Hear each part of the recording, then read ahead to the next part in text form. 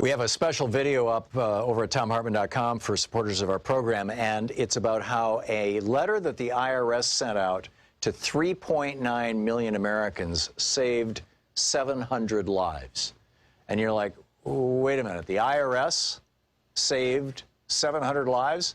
How did that happen? Well, it had to do with Obamacare, and it's a fascinating story.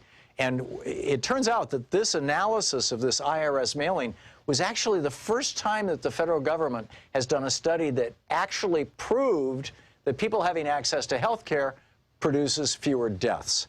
For every 1,648 people who got the letter, there was one fewer premature death. I'll explain the whole thing in the video. It's you know, as I said, it's available over at thomhartmann.com for people who are regular supporters of our program, and it is really worth checking out. And it's a great ad, essentially, for our national health care system.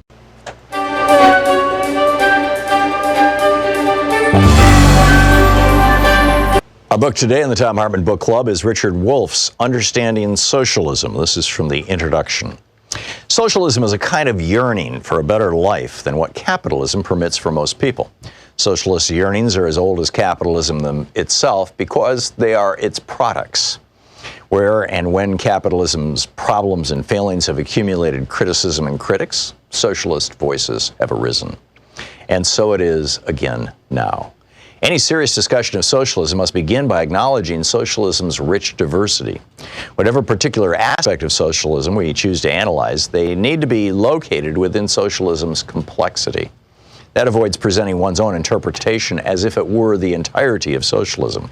In this book, I focus on the economic aspects of socialism, how it differs from capitalism in broad outlines. I'm more interested in socialist critiques of capitalism and their implications about socialist alternatives than in the particulars of the few early experiments in erecting socialist systems, USSR, People's Republic of China, and so on, that history so far offers. Finally, my own education and work constrain me to concentrate on Western Europe and North America. Some important aspects of socialism are thus not covered or discussed here. Yearnings for better lives, such as socialism proposes, are not new. In slave societies, the slaves hoped and dreamed of lives less hard and less out of their own control. Their yearning aimed to obtain freedom. They sought social change that would preclude any one person being the property of another. In feudal societies, the serfs, free in the sense that no one owned them, yearned for better lives too. Their subordination to lords included heavy labor and other burdens that they wanted lifted. They hoped and dreamed of a society in which they would not be bound to the land, the lord of that land, and the feudal dues of labor and subservience. The serfs mobilized in the 1789 French Revolution to demand liberty, equality, and brotherhood. In effect, the serfs had expanded on what the slaves had called freedom. In the American Revolution against British King George III, the revolutionaries were neither slaves nor serfs. They were mostly self-employed farmers, craftspeople, and merchants subject to a foreign feudal kingdom. They wanted liberty as individuals to pursue their dreams without hindrance from feudalism or monarchism, whether foreign or domestic. They added democracy to the goals advanced by the slaves and serfs before them. The different systems of slavery, feudalism, and small-scale self-employment produced masses of people yearning for better lives. Eventually, each of those systems provoked revolutions.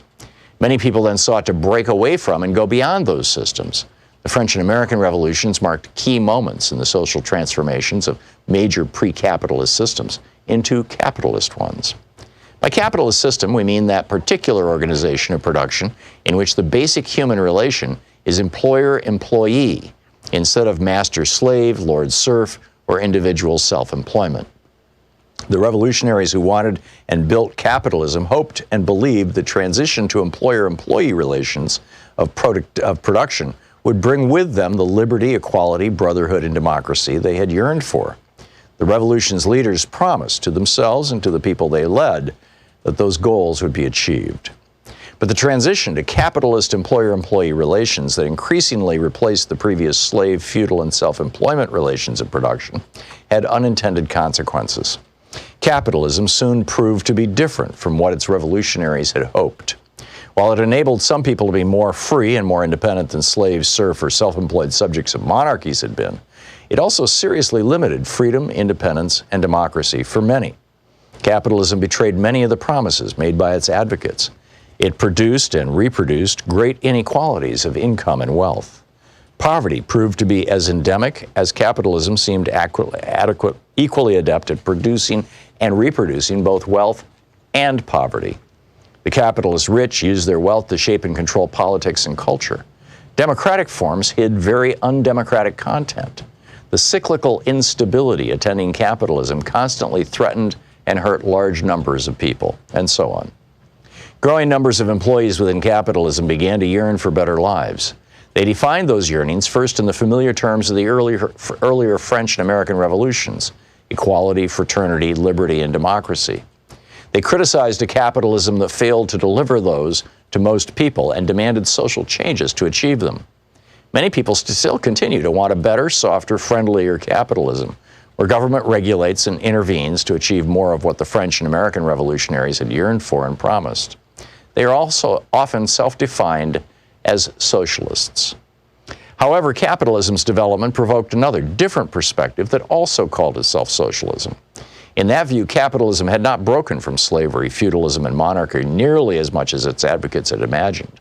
Slavery had master slaves, feudalism had lord serfs, and monarchy had king subjects as their key sources of their inequalities, lack of freedom, oppressions, and conflicts. The employer-employee relation of production and capitalism generated parallel problems.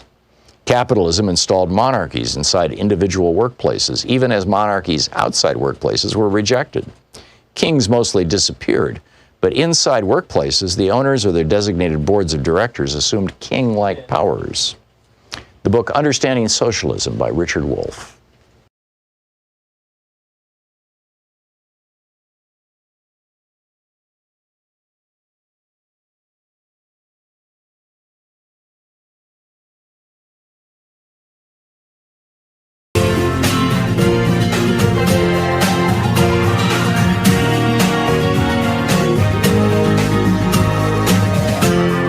This is the Thom Hartmann Program.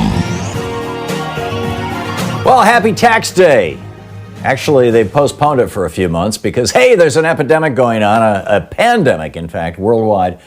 But once again, the Republican Party and their members in Congress have screwed average Americans in order to give another huge benefit to America's super wealthy. We discovered this basically day before yesterday as people started to carefully read the tax law, or this $2 trillion stimulus bill that was passed. People ask the question, how is it that you can have a $2 trillion piece of stimulus legislation that gets written in 48 hours? How is that possible? And the easy answer is there's a long line of lobbyists at the door, and every single one of them has their little 20-page piece to add to it. And boom, you pile them all together and you got a 1,000-page piece of legislation. I mean, that's really the bottom line. You might have gotten $1,200, but the truly rich got a fortune. David K. Johnson writing about this over at Raw's Story, although I talked about this yesterday here. It was on Daily Kos, it was in the New York Times. that, this is a quote from David K. Johnston, quote, almost 82% of the tax savings will go to the Trump-Kushner family and 4,300 of their fellow millionaire landlords, end quote. It wasn't until after the bill was signed that we discovered that Mitch McConnell's buddies in the Senate had slipped in this little tiny provision that gave massive tax breaks and profits to real estate moguls, especially real estate moguls who had been making money on insider information to, on the stock market. And we don't have the absolute proof that Trump is doing that, but I would be boggled if he isn't. And of course, we don't have the proof because he's covering it up, and because they're not responding to FOIA requests, they're not responding to lawsuits, they're not responding to congressional subpoenas. They're just stealing everything they can that's not nailed down as fast as they can, figuring that by the time they get out of office in January, they're going to be rich, richer. And, the rest of us are going to be poor. I mean, no wonder Donald Trump was so eager to sign this legislation. And now Mitch McConnell is demanding another $200 or $300 billion in bailouts to billionaires and rich people. And the Democrats, particularly in the House, but also in the Senate, are saying, no, not going to happen. But, it's, Nancy Pelosi has been the point person on this, saying we will not pass another piece of legislation that doesn't take care of people first. $1,200 was throwing a bone to the dog. I mean, it's just nuts. And to add insult to injury, Donald Trump wants you to go back to work, even if you could die. I mean, are you enthusiastic to be part of this gruesome experiment? There's literally a whole group of Fox-watching, right-wing hate radio listening people around the country who are protesting, honest to God, not making this up, who are protesting that they want the country opened up. And one in particular was particularly hysterical. I'm trying to find the actual tweet. Yeah, here it is. Whoops. It's right next to my email to Fred Flintstone. Joshua Potash tweeted this. He says, you can't make this crap up.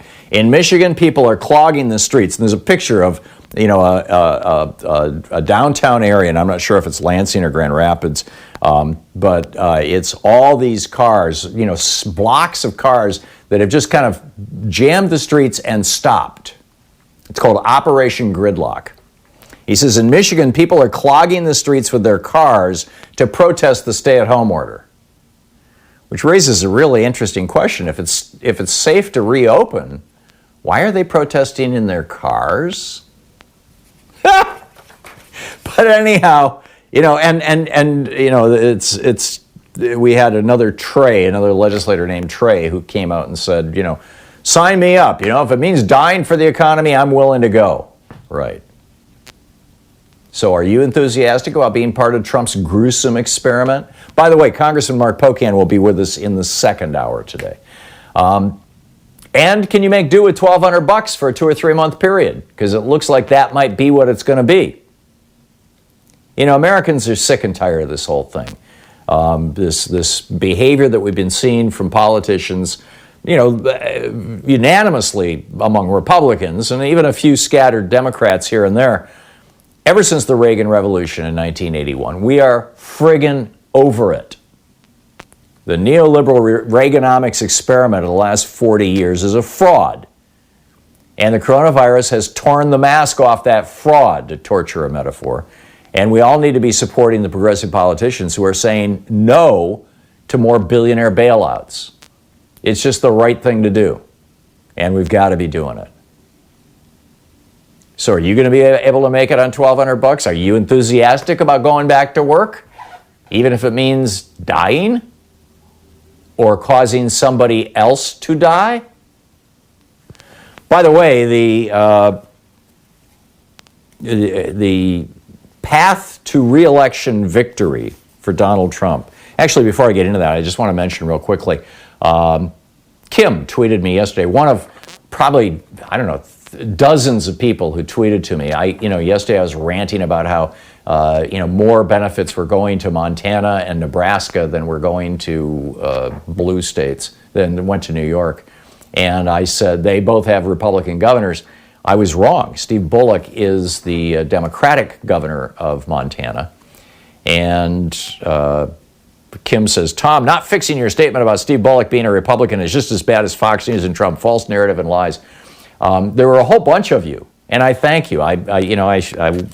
Yesterday things got crazy, and I was not following Twitter. Sean actually told me in my ear during the break. She said, "No, Steve Bullock is a Democrat." And I was like, "Okay, I'll fix that when I come back." And then when I came back, I got distracted, and somebody called, and boom, I was off to the races again.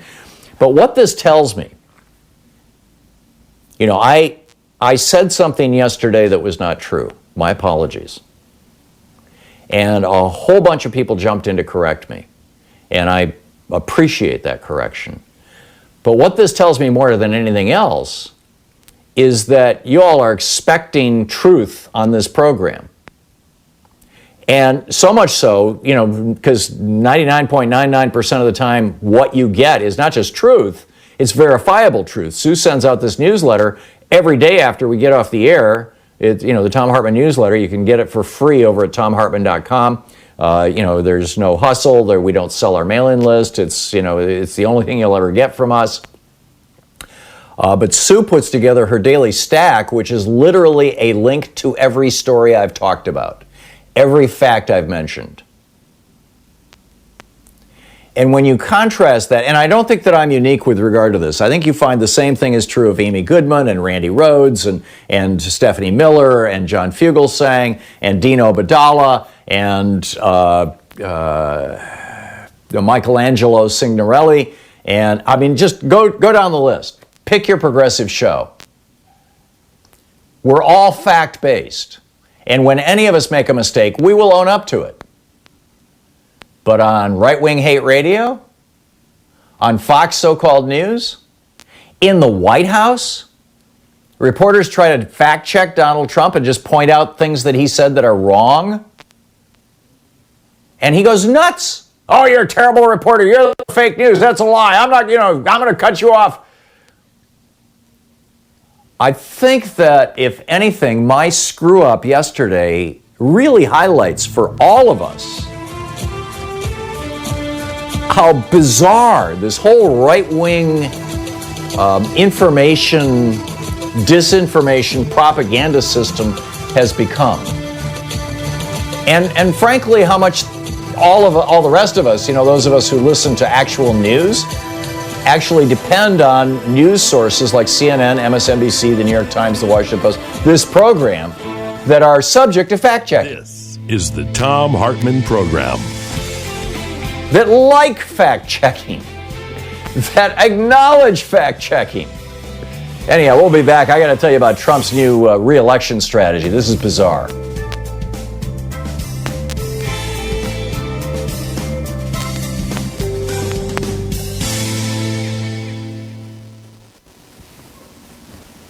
And welcome back.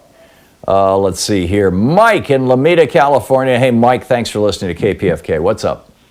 Hey, Tom. While we're on the subject of housekeeping and fact-checking, now this is just from memory because I lost internet on April 1st, but I think the bad vaccine was swine flu vaccine under Jerry Ford. Anyway, that's neither here nor there. Basically, I just wanted to call up. Yeah, you might be right. And it was Barry Guyer syndrome or something like that. But yeah. Anyhow, back to you, Mike. In any event, the reason I'm calling is I just want to give a transcontinental salute to our heroes, to our new greatest generation, and that is the voters of Wisconsin, who, when threatened with death if they voted, turned up to preserve democracy. And Yes. I'd like to contrast that with the Supreme Court Justice Quisling, who gave them that fate and then opted for teleconferencing for doing his own work. So sort of a contrast. That would be John Roberts. And also, by the way, Mike, every single member of the Supreme Court of Wisconsin voted by mail. Every single one of them, including all the Republicans who voted for this thing. And those Republicans typically vote in person. Back to you. Well, the nice thing about a federal system is when I say Chief Justice Quisling, it applies both to the federal and the state Supreme Courts. But in any event, I don't think, by the way, that we're going to be able to go back to normal until we have widespread, rapid result testing for coronavirus. And that's not likely to occur from any outstanding federal leadership, given what we've got. And I'm cautioning everyone that this is a world of surprises, and I don't particularly count strongly on seeing a what's his name, Trump versus Biden election in November. I think there may be a change. What do you mean? I'm saying that there may be people in the Republican Party, at least, who decide that Trump is too big a liability to take into the election. You know, we'll see. I mean, this is a conversation we're going to have to revisit in June or July after all the Republican primaries are over, assuming that they actually happen. And because I think that there's a number of Republican members of Congress and particularly of the Senate who are totally dancing to Trump's tune right now because they're trying to fend off a primary challenger from the right. And once those primaries are over, assuming that they make it through the primaries, they may find their conscience and they may find their voice. I'm not holding my breath, but I think that's possible. And I think there may be something more behind the scenes going on, given it's the Republican Party than out front. Do you have any evidence of that? No, just my sense. When they made me go to college, I was put in a room with a compulsive liar, and he had everyone in the dorm snowed for a while. But then once they found out what he was, there was such a backlash against this guy. Right. There you go. From your lips to God's ears, Mike. Thanks a lot for the call. We'll be right back. Our 1 hour free podcast recaps our show, and it's available wherever fine podcasts are found. And we have the full 3 hour podcast available over at thomhartmann.com if you want to really support our program.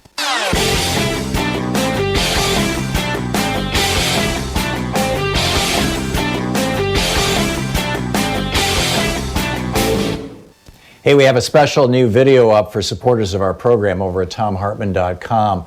And it's about how FDR in 1944, in fact, January 44, in his State of the Union address, talked about how important it was to add rights to the Bill of Rights. The original Bill of Rights was all political rights. He said it's time to enshrine economic rights in our Constitution. I would add, like most of the governments of Europe have done. And this includes the right to housing, the right to food, the right to a good job that pays well, the right to an education, including a college education, and the right to health care. It is pretty powerful stuff. And frankly, I think that what this coronavirus crisis is proving is that we are all in this together, and that Reagan's thing about government is never going to help you was just a load of crap. And so you can check it out over at thomhartmann.com.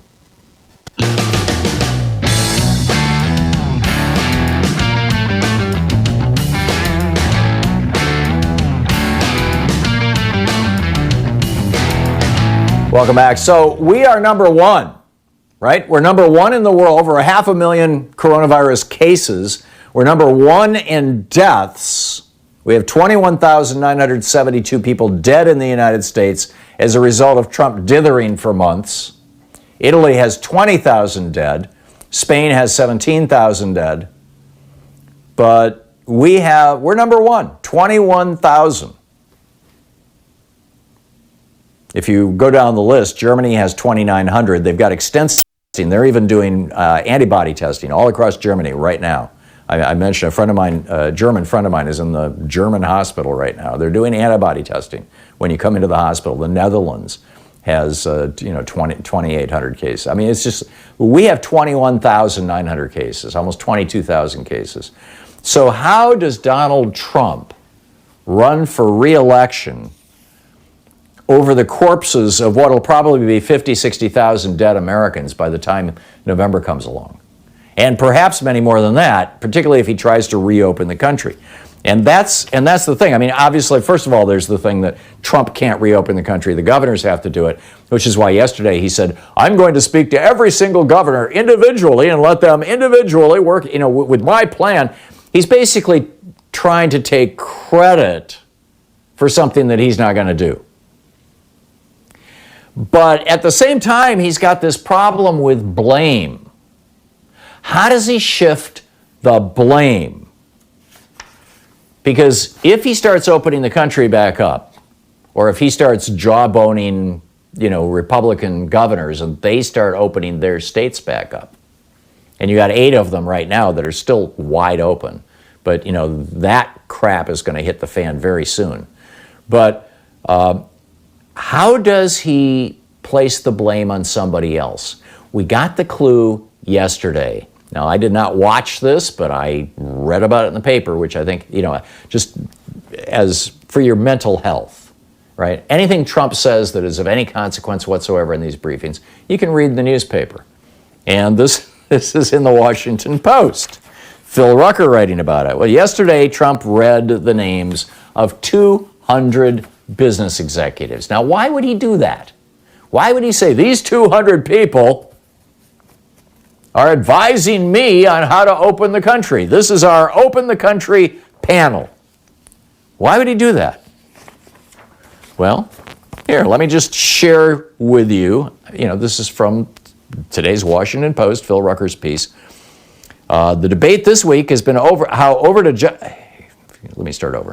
The debate this week has been over how to implement the return to work, what data could be used to justify the decision, and how to build public support for it to provide the president maximum political cover, according to one senior administration official who did not want to be quoted, and a second person who had been briefed on this.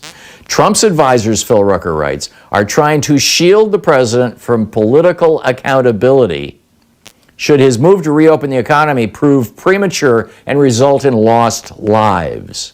So they are trying to mobilize business executives to buy into this plan so that if it does not work, the blame can be shared broadly, according to 2 former administration officials familiar with the efforts.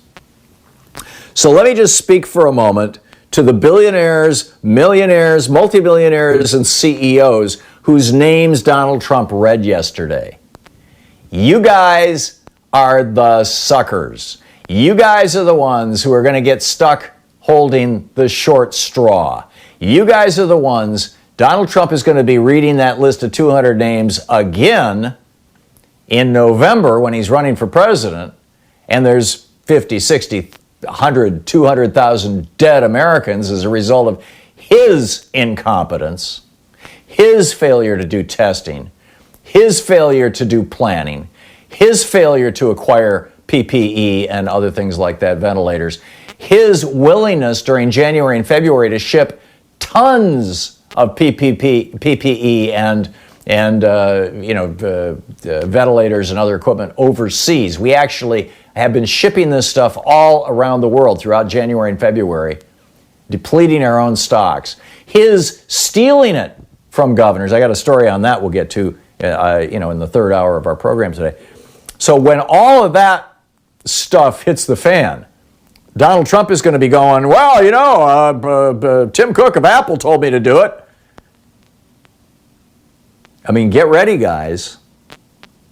Donald Trump has just put you in the crosshairs. Donald Trump never takes responsibility for anything. He never has his whole entire life. He either finds somebody to scapegoat, like he's trying to scapegoat the World Health Organization right now for his own damn failures. That was the other point of his White House rally yesterday. And let's start calling them White House rallies, because that's what they are. His White House rally yesterday, in addition to announcing his sucker list, was also, well, it's not my fault that 22,000 people are dead in the United States. That's the fault of the World Health Organization. We're not going to give them any more money. This is what Donald Trump does. This is what he's done his whole entire life. And by the way, it's what the Republican Party has been doing for decades. To the Thom Hartmann Program. Call 202-808-9925. Only they've been blaming their failures on black people, on immigrants, on Hispanics, on gay people, on, anybody but them.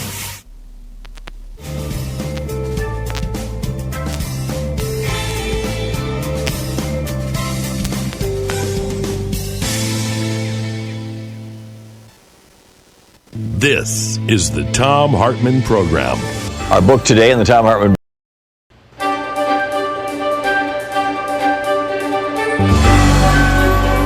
Our book today in the Thom Hartmann Book Club is by Alan J. Lichtman, and it's titled Repeal the Second Amendment, The Case for a Safer America. This is from the introduction, titled The Book That Must Be Written.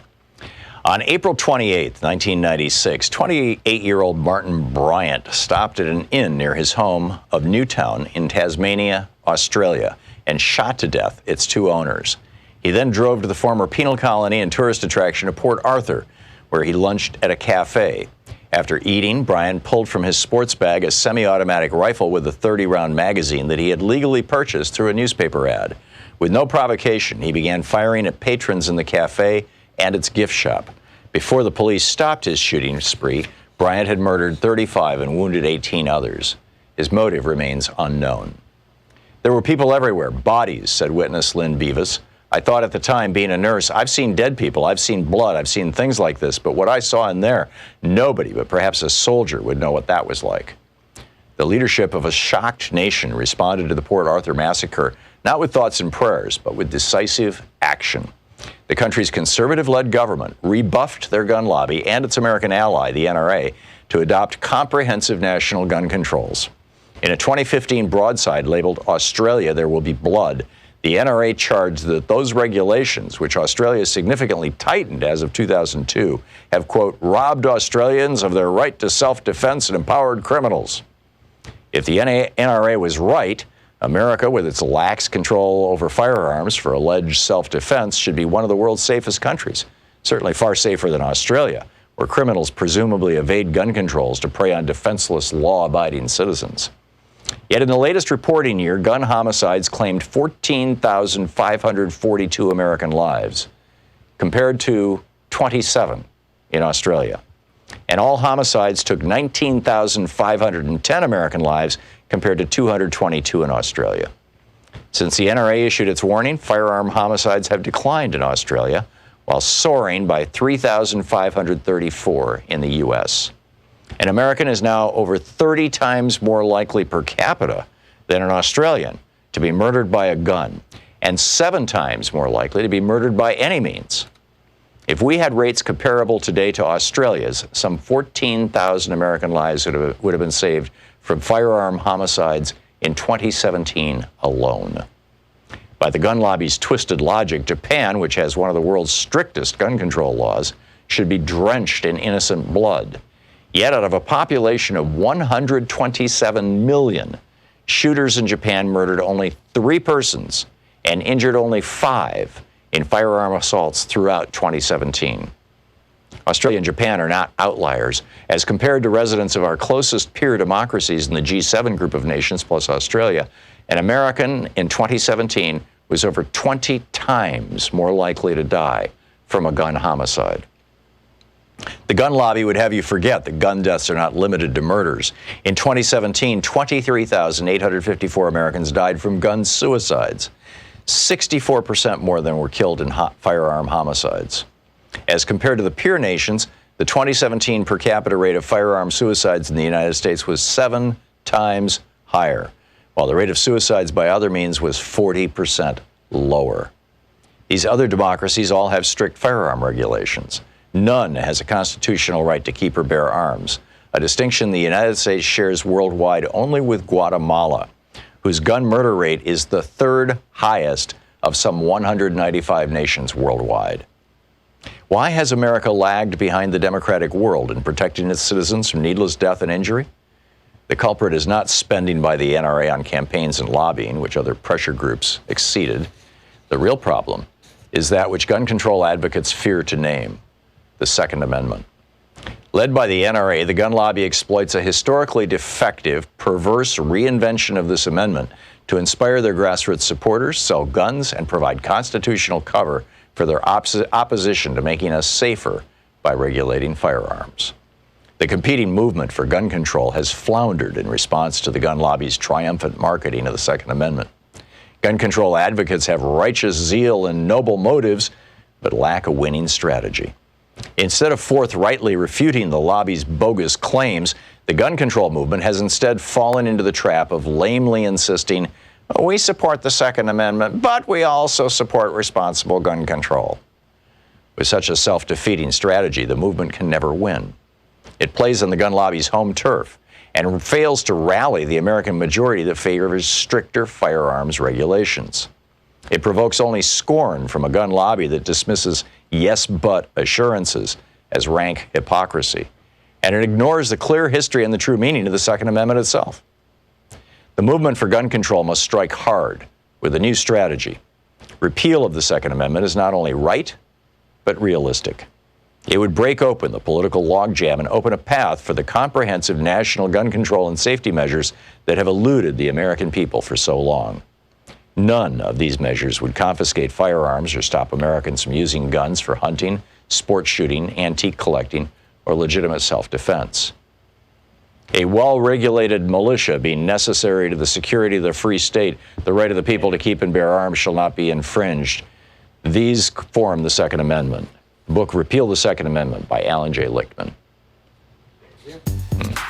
Coming up on this week's Science Revolution is Zach Corrigan with Food and Water Watch. Could another zoonotic pandemic be coming? Thomas Lindsay with the Center for Democratic and Environmental Rights is here on the rights of nature and how they may have kept Pennsylvania from industry harm. And Friends of the Earth, Lucas Ross is dropping by on the big oil bailout and how fracking could be next. Plus, Arthur West with the Washington League for Increased Transparency and Ethics is suing Fox So-Called News for endangering Americans by calling the coronavirus a hoax. Can he win? The Science Revolution is available wherever you find your favorite podcasts.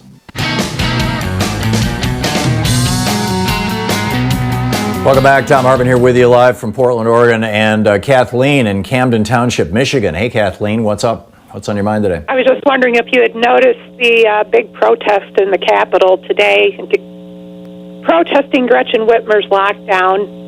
Citizens in Lansing, yeah. And they're not. I was talking about that earlier. There was a guy tweeting about it, and he was like, the big protest, all these people showed up in their cars to protest the lockdown. If they really think that the lockdown is unnecessary, why didn't they show up in person? Why are they hiding in their cars? Well, a lot of them are not hiding in cars. They end up getting out, and they're 12 inches apart with masks, some of them, in clumps. I saw it on the newscast, but I just, the whole line of reasoning, the mayor in Hillsdale, I mean, nearby town also, Representative Luthhauser, they're addressing the concerns and they're focusing on the cure being worse than the cause and so forth, and echoing these things instead of talking about measures to keep safe and keep people alive. And it just riles me up.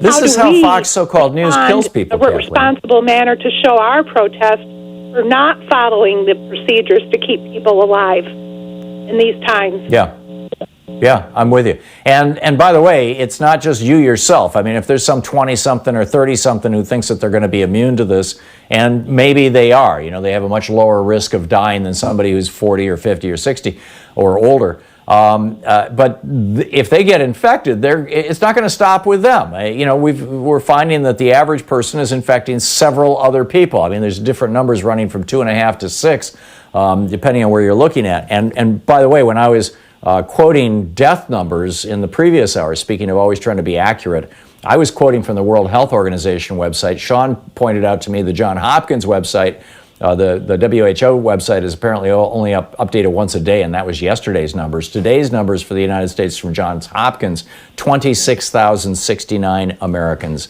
dead as a result of Donald Trump's incompetence. Locally, we don't have any idea nothing's being recorded on nursing home deaths, etc., and people don't know, and they're not going to be told or informed by people that are denying that we need to go back. The cure is worse than the cause, and they don't take the precautions.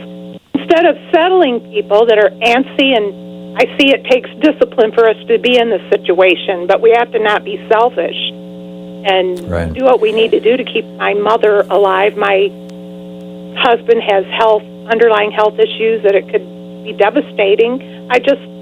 We got to think beyond the politics, and it looks like they're stoking things to keep their positions.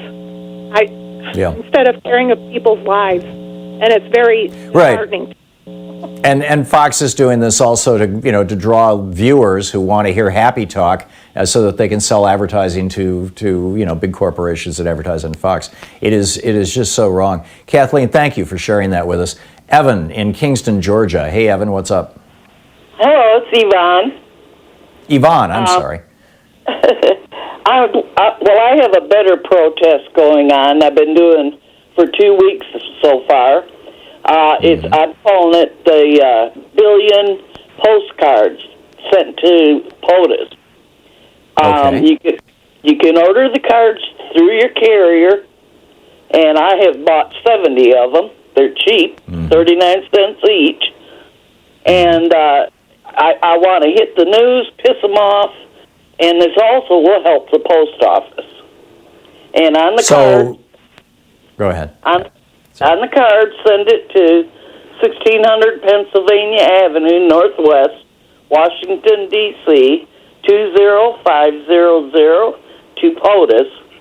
And on the back it says, "We the people say you are unpresidential, ... You're," and in large letters, "fired." 3 exclamation points.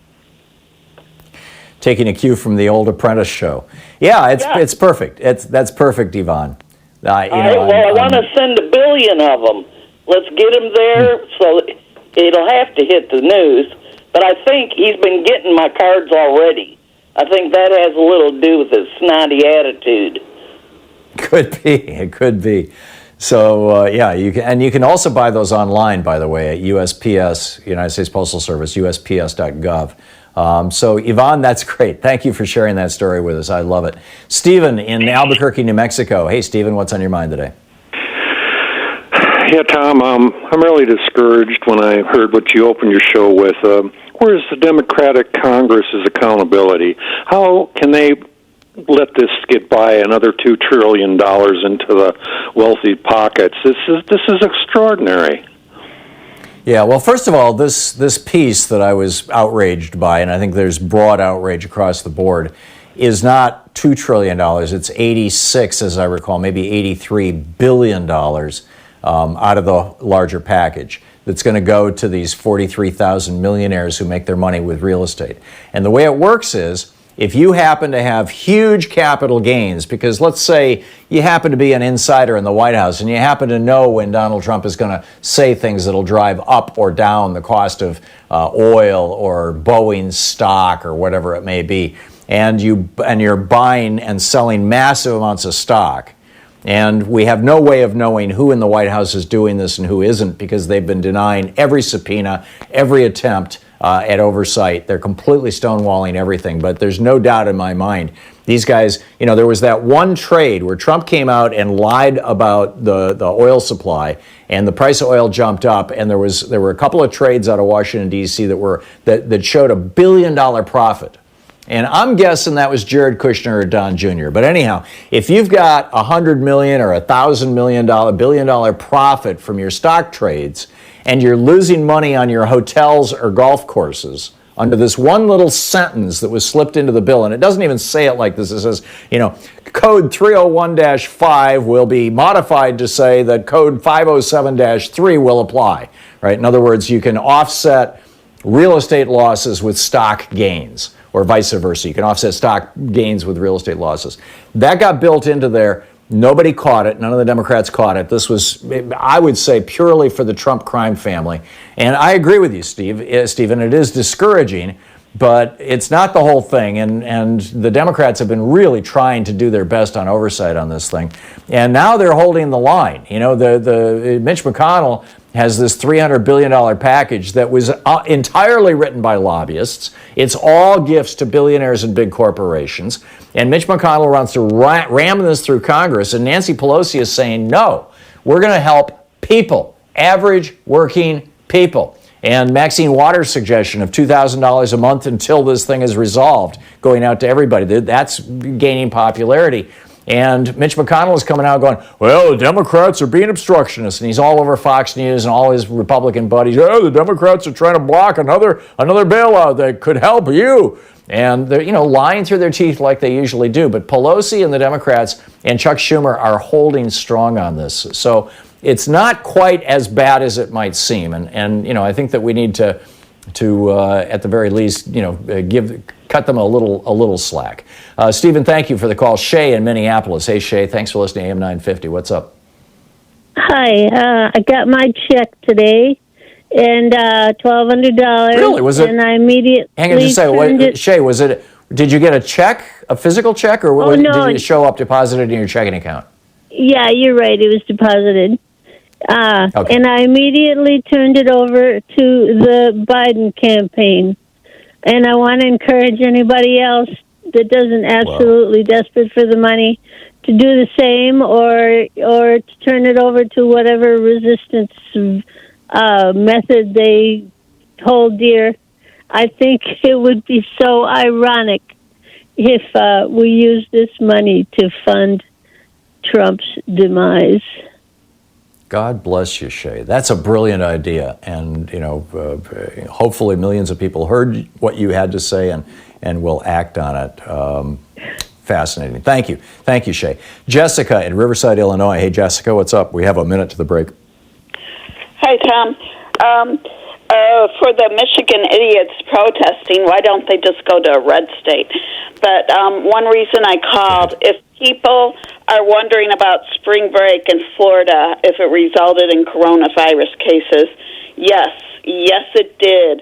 A high school teacher and her husband, after returning home to a Chicago suburb here, they both were infected with the coronavirus, and the teacher has been in the hospital for weeks. And she's in dire straits, fighting for her life, and it's just lucky the schools were shut down, or that would have spread throughout the schools, everyone coming home from their spring breaks. Oh. And when they talk about contact tracing, that should have been done so long ago. And then the obvious reason the idiot funded the World Health Organization, he doesn't care about anyone's lives, especially lives around the world, especially in Africa. He doesn't even care about our... Yeah, I'm with you, Jessica. You kind of stopped talking there, but you're absolutely right. Donald Trump doesn't give a rat's ass about anybody except himself and his family. We'll be back. You're listening to Thom Hartmann. Visit ThomHartmann.com for audio and video archives. And I'm not even sure he cares that much about his family. I mean, look at how he's kind of tossed Tiffany aside. I think it's himself and Ivanka. We'll be back.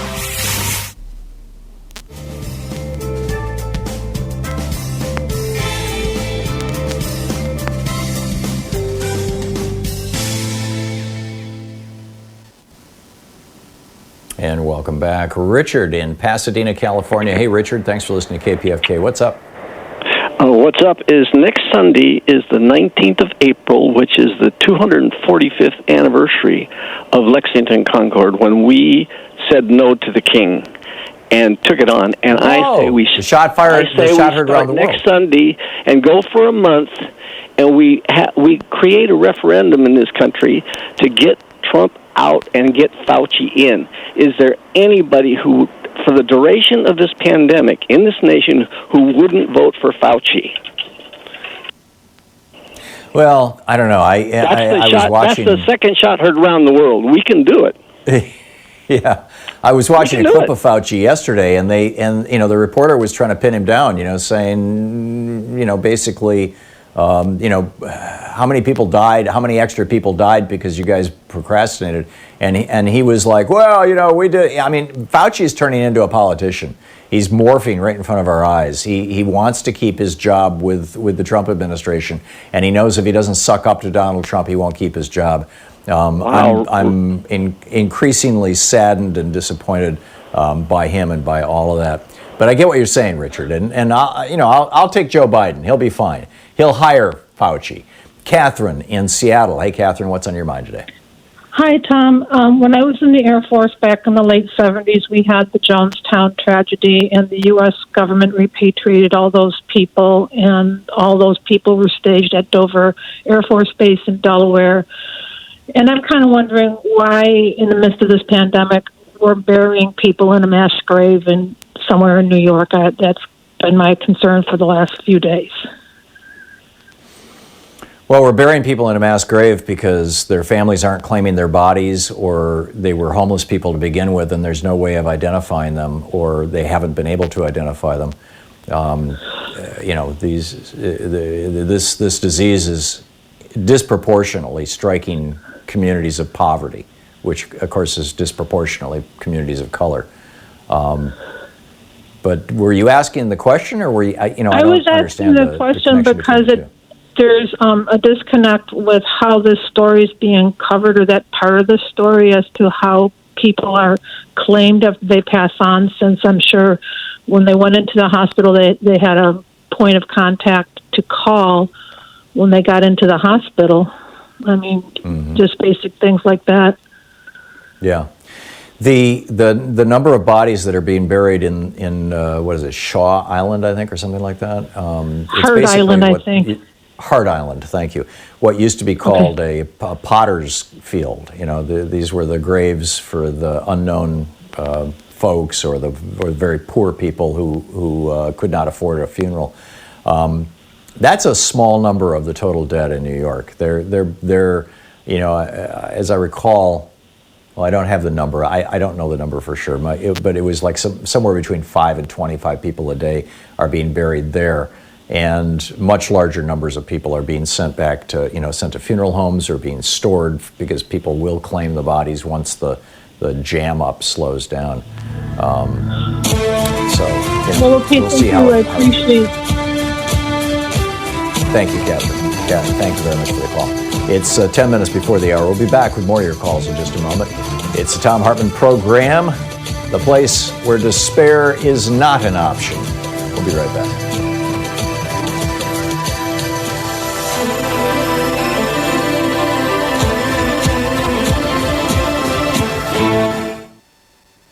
Did you know that Ronald Reagan committed treason to become president in 1980, and George Herbert Walker Bush was in on it, and he avoided being prosecuted for this in 1992 with a little help from Bill Barr? It's on page 116 of my book, The Hidden History of the Supreme Court and the Betrayal of America.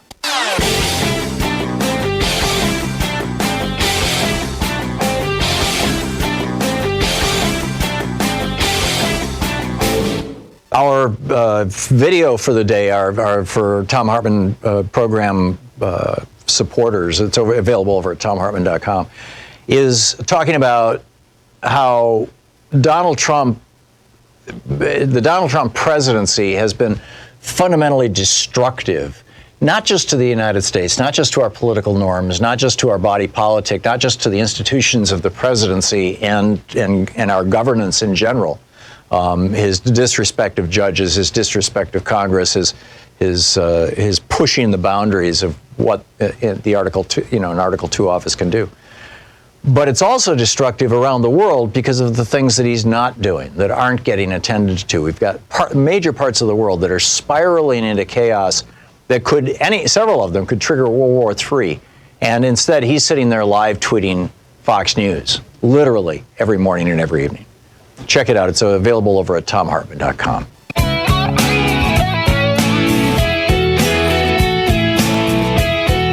Welcome back. Thom Hartmann here with you. And boy, what an amazing day. Heather in Lansing, Michigan. Hey, Heather, what's up? Hey, Tom. I just wanted to give you just a tidbit of what's going on here with this stupid Operation Gridlock thing. I got an invite to the movement because I'm in Lansing and Facebook recognized that, so they sent me the invite. And they're so upset at the draconian measures that our governor, Gretchen Whitmer, is imposing on them and taking away their freedoms to go into the garden centers of stores because they're non-essential items. They've had to rope them off. These people had been spending time with their families shopping for rakes and seeds and mulch. And we had snow this morning, so I don't know what they think they're going to do. But they're not just calling for people to block up the streets in Lansing. They're saying, block up the highways, let our message be heard. And the reason they're doing it in their cars is because the governor had previously set out an order that said fines up to $1,000 for unnecessary assembly. You know, so they're like, well, you can't fine us if we're in our cars because we're 6 feet away. And she's fighting this uphill battle with these uninformed or misinformed opinions and this don't tread on me mentality that is so pervasive here. And it's absurd. And the other thing that people are upset about is the fact that the people in the northern counties, as they call themselves, not just the UP, but the northern part of the lower peninsula, are being punished for the despair and illness that's pervasive now in Detroit counties, Wayne and Oakland and the surrounding areas. And they think they shouldn't have to self-isolate because all the sickness is in Detroit. And I just think, how is it that they're so ignorant in the purest sense of the word, uninformed over how this thing spreads? How do they think 156 people have died in Saginaw County? And how do they think someone in Charlevoix died? Well, because it spreads. It's not isolated. Right. And good luck closing a county. So they want to block up the highways and block up the city streets and get stuck sitting in their car. Oh, the other thing is they're thinking that she's trying to work in a little bit of a Green New Deal by telling people don't drive unless you have to. Stay off the roads. Well, that's just her trying to forward the Democratic policy. We need to recall the governor. They're calling for her impeachment. She's being sued by the landscaping companies. It's really ridiculous because they can't buy a rake. And I just, I don't get the lack of mental faculty in this state where I was born. Heather, these are the exact same people, I would bet, who 8 or 10 years ago, or however long ago it was, were out with signs saying, get your government hands off my Medicare. Remember the Tea Party? Oh yeah. There's a lot of Tea Party. You see yellow flags with the snake, don't tread on me still. And there are also the people that are in a hurry to line up at the bank and the credit union to get their deposit. So I don't have any tolerance for that. The people that take their families to Meijer and Kroger and the local grocery or Walmart because they don't have anywhere else to go. What is wrong with you? It's frustrating. But the poor governor, Gretchen, and they're also saying she's just trying to get into the VP slot. The poor governor is fighting such an uphill battle that isn't talked about anywhere outside of the state with her measures to try, in spite of their best efforts, to keep these people safe and the people they love safe. So I just wanted to share. It's really out of hand, the messaging that people are sending amongst themselves. Yeah, I predict this is going to metastasize, Heather. This is going to go, it probably won't go as big or as broad as the Tea Party did because that was, all those buses that people would show up for on the Tea Party protests, those were $300,000 rentals, that the Koch brothers and other right-wing groups, Freedom Works and groups like that were paying for. The other thing, the thing that frightens me about the future is when Trump tries to demand that the states open for business. Here, it will be Civil War behavior because there are so many people that want to go to the store and so many people that are trying to be safe that they are going to, they're going to rise up and bring their guns because they've stocked up on ammo. They've had to close the ammo stores for lack of bullets around here. And I'm just afraid of what's going to happen when Trump says, we need to open, and that woman from Michigan is not following blah, blah. It's frightening. And I'm in East Lansing, Okemos, actually. And, it's pretty quiet. The streets are pretty quiet, and I had to go pick up a grocery order because you can only stock up for so long. And there were maybe 20 cars in the Meijer parking lot, and I'm assuming they were shipped shoppers. Right. But it's frightening, the mentality that's being broadcast around here, and I just wanted to share because, please. Well, hopefully, unlike the Tea Party, this will not. I do think it's going to spread nationwide because it's being promoted by right-wing hate radio, and I'm sure it's all over Fox News this morning. But it won't have the big dollar funding from people like the Kochs, or maybe it will. I don't know. We'll have to wait and see. Because the Chamber of Commerce is pushing really hard for this quote opening to happen. Basically these guys are subscribing to the theory that so a bunch of old people die. So what? They were going to die anyway. So what if a bunch of people who have pre-existing health conditions die? We wanted them to die anyway. That's why we wanted to do away with protections for pre-existing conditions. And this is their mentality. So we'll see where it goes. Heather, thank you for the call. You're listening to Thom Hartmann.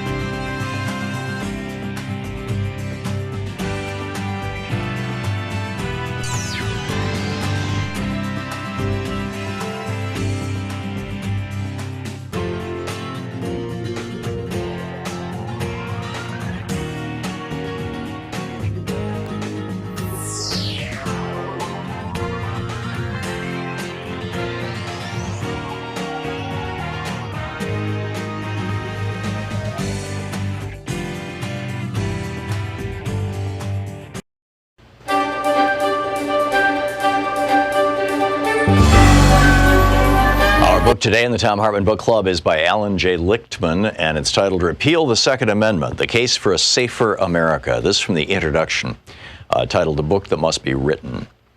On April 28, 1996, 28-year-old Martin Bryant stopped at an inn near his home of Newtown in Tasmania, Australia, and shot to death its two owners. He then drove to the former penal colony and tourist attraction of Port Arthur, where he lunched at a cafe. After eating, Bryant pulled from his sports bag a semi-automatic rifle with a 30-round magazine that he had legally purchased through a newspaper ad. With no provocation, he began firing at patrons in the cafe and its gift shop. Before the police stopped his shooting spree, Bryant had murdered 35 and wounded 18 others. His motive remains unknown. There were people everywhere, bodies, said witness Lynn Beavis. I thought at the time, being a nurse, I've seen dead people, I've seen blood, I've seen things like this, but what I saw in there, nobody but perhaps a soldier would know what that was like. The leadership of a shocked nation responded to the Port Arthur massacre, not with thoughts and prayers, but with decisive action. The country's conservative-led government rebuffed their gun lobby and its American ally, the NRA, to adopt comprehensive national gun controls.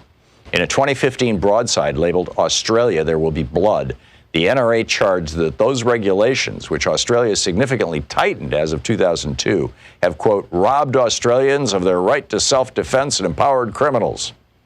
If the NRA was right, America, with its lax control over firearms for alleged self-defense, should be one of the world's safest countries, certainly far safer than Australia, where criminals presumably evade gun controls to prey on defenseless, law-abiding citizens. Yet in the latest reporting year, gun homicides claimed 14,542 American lives, compared to 27 in Australia. And all homicides took 19,510 American lives, compared to 222 in Australia. Since the NRA issued its warning, firearm homicides have declined in Australia, while soaring by 3,534 in the U.S. An American is now over 30 times more likely per capita than an Australian to be murdered by a gun, and 7 times more likely to be murdered by any means. If we had rates comparable today to Australia's, some 14,000 American lives would have been saved from firearm homicides in 2017 alone. By the gun lobby's twisted logic, Japan, which has one of the world's strictest gun control laws, should be drenched in innocent blood. Yet out of a population of 127 million, shooters in Japan murdered only 3 persons and injured only 5 in firearm assaults throughout 2017. Australia and Japan are not outliers. As compared to residents of our closest peer democracies in the G7 group of nations plus Australia, an American in 2017 was over 20 times more likely to die from a gun homicide. The gun lobby would have you forget that gun deaths are not limited to murders. In 2017, 23,854 Americans died from gun suicides, 64% more than were killed in firearm homicides. As compared to the peer nations, the 2017 per capita rate of firearm suicides in the United States was 7 times higher, while the rate of suicides by other means was 40% lower. These other democracies all have strict firearm regulations. None has a constitutional right to keep or bear arms, a distinction the United States shares worldwide only with Guatemala, whose gun murder rate is the 3rd highest of some 195 nations worldwide. Why has America lagged behind the democratic world in protecting its citizens from needless death and injury? The culprit is not spending by the NRA on campaigns and lobbying, which other pressure groups exceeded. The real problem is that which gun control advocates fear to name, the Second Amendment. Led by the NRA, the gun lobby exploits a historically defective, perverse reinvention of this amendment to inspire their grassroots supporters, sell guns, and provide constitutional cover for their opposition to making us safer by regulating firearms. The competing movement for gun control has floundered in response to the gun lobby's triumphant marketing of the Second Amendment. Gun control advocates have righteous zeal and noble motives, but lack a winning strategy. Instead of forthrightly refuting the lobby's bogus claims, the gun control movement has instead fallen into the trap of lamely insisting, we support the Second Amendment, but we also support responsible gun control. With such a self-defeating strategy, the movement can never win. It plays on the gun lobby's home turf and fails to rally the American majority that favors stricter firearms regulations. It provokes only scorn from a gun lobby that dismisses yes but assurances as rank hypocrisy, and it ignores the clear history and the true meaning of the Second Amendment itself. The movement for gun control must strike hard with a new strategy. Repeal of the Second Amendment is not only right, but realistic. It would break open the political logjam and open a path for the comprehensive national gun control and safety measures that have eluded the American people for so long. None of these measures would confiscate firearms or stop Americans from using guns for hunting, sport shooting, antique collecting, or legitimate self-defense. A well-regulated militia being necessary to the security of the free state, the right of the people to keep and bear arms shall not be infringed. These form the Second Amendment. The book Repeal the Second Amendment by Alan J. Lichtman. So we've got a new video up for regular supporters of our program over at ThomHartmann.com, and this is about just a totally bizarre story about these 3 guys with no VA experience, not even veterans, who are all big shots down at Mar-a-Lago, that Donald Trump has put in charge of the Veterans Administration functionally. And their association, one of them is the head of Marvel Entertainment, their association with Johnson & Johnson and the New York Stock Exchange, and Johnson & Johnson, the big drug company, taking this very, very cheap chemical, ketamine, tweaking the molecule a little bit and rolling it out as a new anti-suicide drug, Spravato, that in clinical trials caused 6 people to die, 3 of them by suicide, and none of the people taking the placebo to die. And now Trump is telling the VA, you have to buy this highly inflated price drug from Johnson & Johnson, and the Democrats want to know what's up with the VA crowd guys. Check it out. It's at ThomHartmann.com. Thank you.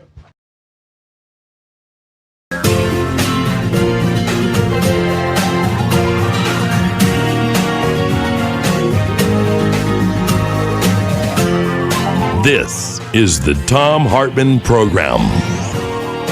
Welcome back. Thom Hartmann here with you, and it's time for Middays with Mark. Wednesday edition, hour 2 of the program. Congressman Mark Pocan with us, taking your calls for the hour at 202-808-9925. He is the co-chair of the Congressional Progressive Caucus, the big cheese progressive in the U.S. House of Representatives. He also represents the 2nd District of Wisconsin in the U.S. House. His website, Pocan, Pocan.house.gov, and you can tweet him at Rep Mark Pocan. And he's here for the hour for our national town hall meeting. Congressman Pocan, welcome back. It's great having you. What's going on in, well, I know you're not in Washington, D.C., but what's going on with regard to Congress? And what do we need to know about? What are your thoughts on this day before we pick up our calls? Sure. We're continuing to work on what will be in a CARES 2 package, the 4th coronavirus package, still assuming we're looking at the end of April, or hoping to. We know that the Senate Republicans are still trying to just include additional dollars for the Paycheck Protection Program, that we would like to also do some hospital local government money. So there's still some ongoing discussions on that. But honestly, I made the mistake the last several nights, Tom, of watching the president's press conference. And oh, my God. Yeah. I just dumbfounded. I've gotten clips before. I know I've never watched the whole thing. And, what's frustrating is he always has done is give mixed messages on everything. And now he's trying to blame the World Health Organization for his failures. I just think, we need to just make sure we're continuing to talk about this. I really do think even his supporters, from what I saw from some polling, understand how badly he screwed this up. But we can't make the mistake of reopening too quickly either. And I think he could be trying to take us down that path. So we have to be very vigilant. Well, in this morning's Washington Post, sorry, I don't recall who it was who wrote it, but I'm looking here through my stack. But there was a brilliant article suggesting that the reason why he read those 200, the names of the 200 captains of it, as it were, fellow billionaires and CEOs and whatnot, was because he intends to blame them when people country happens. He's basically saying they're the ones who are going to tell him when to do it. I don't think this guy in his whole entire life has ever done something for which he solely took responsibility.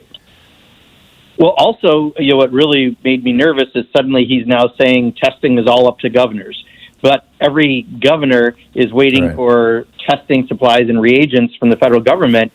And I know that we are not getting our supplies that we request in Wisconsin. So, again, this guy just can't take credit for anything. I mean, he's just trying to blame everyone else. But it was painful watching that for 2 days. And, I really hope the media, at least they're being more aggressive in their questioning. But it's time to just stop the Donald Trump show. It doesn't need to be a daily run. Yeah, I agree. Well, I'm calling them rallies. It's the daily Donald Trump rally, and it's just disheartening. What I've done for the last couple of days, Louise and I discovered a treasure trove of great exercise videos over on YouTube. Little 15-minute workouts, to get yourself in shape. And so when Trump comes on TV, we get out a couple of yoga mats, lay them on the living room floor, and we do our exercises. And then when we're done with that, we just go to Free Speech TV and say to hell with the, right. It's like I do not want Trump in this house. Anyhow, let's pick up some phone calls. We got a lot of people who want to check in with you. So, Gabby in Flagstaff, Arizona, you're on the air with Congressman Pocan. Hello, hi, Congressman Pocan. First, I wanted to say thank you for your work on the Congressional LGBTQ Equality Caucus. Thank you. Me being transgender, I appreciate that. I have a question for you regarding unemployment. I quit my job at the end of January, kind of due to a mental illness thing. I have general anxiety disorder, and the work that I was doing was not really conducive to that. It was in the intake of a donation center for a thrift store. So it was very active, and I had to leave because there were some issues with that. So anyways, I quit my job, and I don't qualify for unemployment. And right now, it's been hard to find a job. For one, being transgender doesn't help. Being a felon doesn't help. The fact there's 16 million people out of work. And so I'm very worried about finding a job. And I don't qualify as far. Are there any changes in the law that will allow me to qualify now?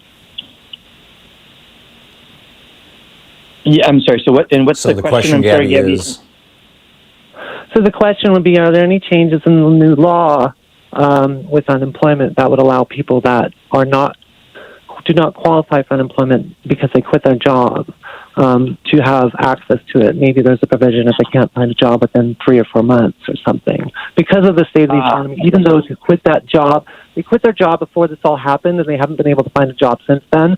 I'm particularly hard to find a job because I'm a felon and I'm transgender.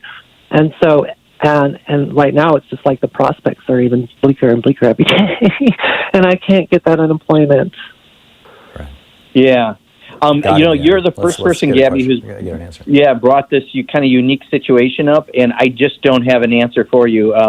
We've had a lot of different people who've been, somehow fallen through the cracks as we've done this, as we would expect from something being put together as quickly as the CARES Act was, and those are some of the populations we're trying to address in the next bill.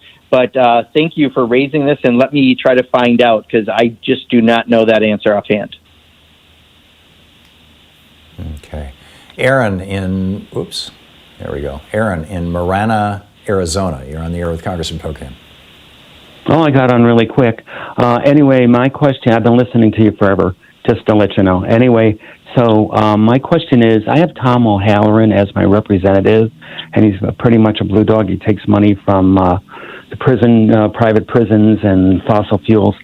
I'm working for a woman that's primarying him. She's much more progressive. And I just need your opinion. Do you guys think that's a good idea to take a risk?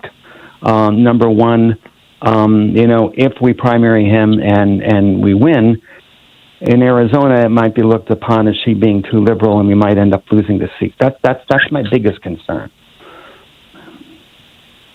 Yeah, Aaron, in general, through the Progressive Caucus, I think is probably the best way I could try to describe this, is, we haven't gotten involved in any primaries. In fact, recently when Dan Lipinski was running, who I think you could pretty much argue was the most conservative member of the Democratic caucus, we backed Marie Newman as individuals, and we did it because we thought she would be a better vote than Dan Lipinski. So as a caucus, we just have not gone against people that we serve with. It's just not a very smart effort generally to do as an entire caucus, but as individuals, some of us did back Marie Newman because he was anti-LGBT, anti-equality, and some really core Democratic issues. I think the question that you always have to look at is, what are the votes that you're disagreeing with someone on, and have you tried to impact change with that member of Congress? And at the end of the day, primaries are to pick the person that you want to be the best person to represent your party. And after the primary is over, just make sure we don't do anything to hurt our efforts that somehow a Republican could get elected, because that could risk the ability for Nancy Pelosi to be the speaker. I think it's a lot easier to do in a solid blue area, like AOC did with what's his name. Exactly, with Joe Crowley, and what we just saw with Marie Newman was, I think, a really classic example. Yeah, because Lipinski was really a talk, and he lost the primary, by the way, which is great. Yeah. Congressman Mark Pocan is taking your calls for the hour. He's the co-chair of the Congressional Progressive Caucus. He represents the state of Wisconsin in the U.S. House of Representatives. Pocan.house.gov is his website. You can tweet him at Rep. Mark Pocan, and we'll be back in just a moment with more of your calls for Congressman Pocan. It's 15 minutes past the hour. This is the Thom Hartmann Program. Middays with Mark here on the Thom Hartmann Program. Back with your calls in just a moment.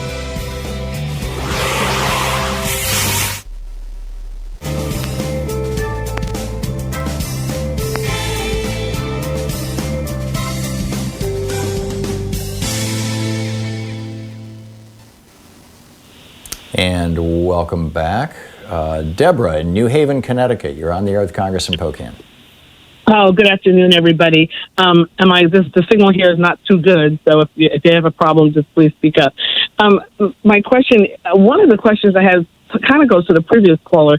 She was talking about being a felon. But I was talking about, and it came about because of a family situation, about all the restrictions that are placed on people that get this $1,200. It just seems like there are so many restrictions. It's going to disqualify a large segment of the population. So one of the things that really kind of bugged me was 17-year-olds. If you're 16 and under, in family, you get the $500. But if you're 17 and older, you don't, qualify when 17-year-olds are clearly still dependents. So what was your thinking? I wanted to know, one question was, what was the Congress thinking when they enacted these restrictions on who is going to get this money? And are prisoners able to get the money, even if you're not a felon? Are prisoners going to receive these checks? And I'm not saying whether or not they should or not. I'm just asking. That's part of what some of these restrictions that just seem to be. I just want to know what you guys were really thinking when you put these restrictions in place, because it seems as if you really wanted to put a cap on how much money you really wanted to throw out there.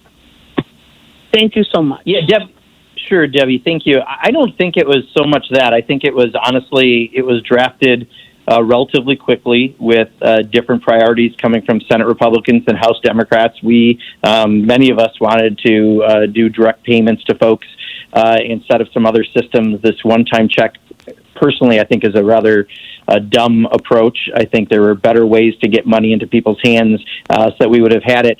And I think out of doing this, they had some gaps, and that's what, we're looking at within the next package, is where a gap got created that wasn't intended. So it wasn't like we think 16-year-olds are great, but 17-year-olds aren't. I think it was more just in the problems of trying to draft something as comprehensively as this was in as little time as they had, and put $2 trillion out to make sure that we address things as quickly as possible. So I don't think it had so much to do with limiting how much was the overall money. I think it was more just in the exceptions of how they were trying to put it out. The main concern was don't give it to people who already are wealthy. And I know that was the biggest concern that we had. Congressman, we just have 40 seconds. How do you expect this is going to be reformulated? I mean, obviously, this $1,200 is not going to be enough, and it's not going to last long enough. Where do you think, is it going to be Maxine Waters' $2,000 a month thing?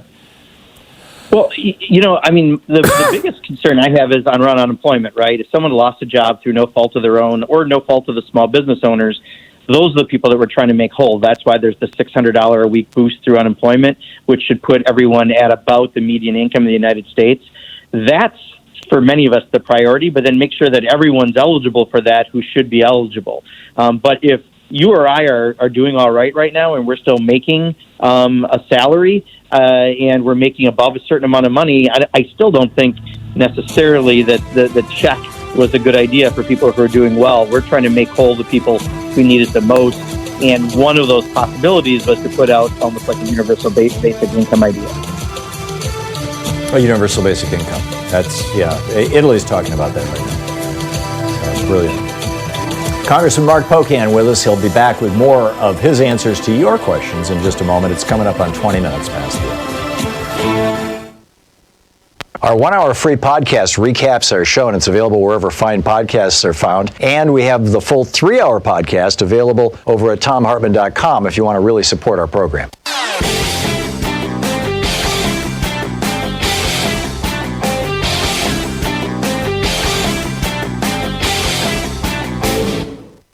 We have a special video up over at thomhartmann.com for supporters of our program, and it's about how a letter that the IRS sent out to 3.9 million Americans saved 700 lives. And you're like, wait a minute, the IRS saved 700 lives? How did that happen? Well, it has to do with Obamacare, and it's a fascinating story.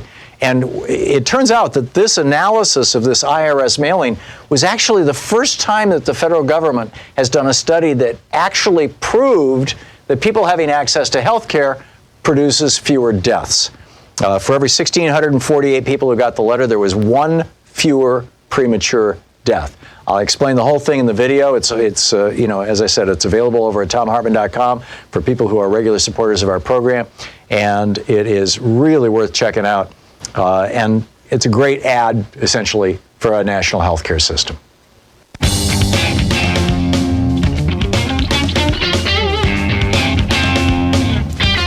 Congressman Mark Pocan on the line, taking your calls, Middays with Mark, Hour 2 version. And Joe in Ontario, California, you're on the air with Congressman Pocan. Hi. It was my understanding that Medicare is required to pay for telephone appointments during the COVID-19 situation. And my last appointment, my EOB says Medicare is not going to pay for the claim because it was a telephone conference. And I'm wondering, was that included in there? And if it is, then shouldn't Medicare be required to go back and review all the denied claims instead of having us all call or write in to file an appeal? Yeah, Joe, so I don't know offhand. We did have a number of approaches on telemedicine, specifically with Medicare and telemedicine. I'd have to look. It's a 1,200-page bill. I don't have it in front of me. I'm operating from home to tell you how that would be, but I do think it's worth putting a call in to check on that because I don't know every in and out of what Medicare covers with in relation to the provision around the telemedicine provisions in the CARES Act. So I just apologize. I don't have that answer without having the bill and the right section of the bill in front of me. Nancy in Woodland, California, listening to iHeartRadio out of San Francisco, AM 910. Nancy, you're on the air with Congressman Pocan. Thank you, Tom. Yeah, Representative Pocan, I know that there's a lot of surplus food and milk that's being dumped right now, and I heard that in part it's because they're only set up to ship and deliver in large industrial quantities, like to restaurants. So I'm just wondering, instead of dumping it, could something be done so that this food can be shipped to food banks and soup kitchens and that sort of thing that can handle the large quantities? Nancy, absolutely. Not only have we recommended that to the USDA, but I believe I was told this morning the USDA is going to be doing that. They're going to be buying some of the surplus and getting it to food pantries. I don't have all the particulars. We just heard that this morning. We were actually drafting legislation to do just that because we've recommended it and hadn't heard back. But it does appear the USDA is going to do that. I think they're also looking at some livestock as well. Steve in St. Louis, Missouri. You're on the air with Congressman Pocan. Yes, thank you. Hey, I just have two questions. Does our president have the authority to shut banks down? And does he have the authority to tell the banks to control the amount of withdrawals? And if we were to go into a major crash, that is. Just curious. I don't know if the president themselves have that authority. I mean, he does have some power through executive orders.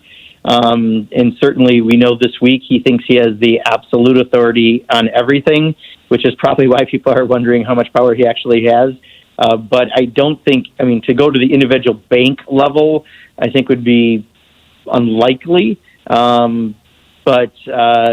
You know, this president certainly tells you he has the authority to do a lot of things that he doesn't necessarily have that authority to do. So, Steve, my best guess is he can't affect an individual bank just on his own. Rob in Mesa, Arizona, you're on the air with Congressman Pocan. Thank you. Yeah, and I think the testing and knowing who's got the virus is key to getting the economy going. My question is more on housing and how is there any legislation to help curb the inflation of housing right now? And basically, we have a lot of new-time home buyers, and if we had something like a moratorium on corporations and foreign investment into single-family homes to help keep costs down so we can get more people into housing, that would be great. Is there any ideas or thoughts on trying to curb, an inflated price on housing?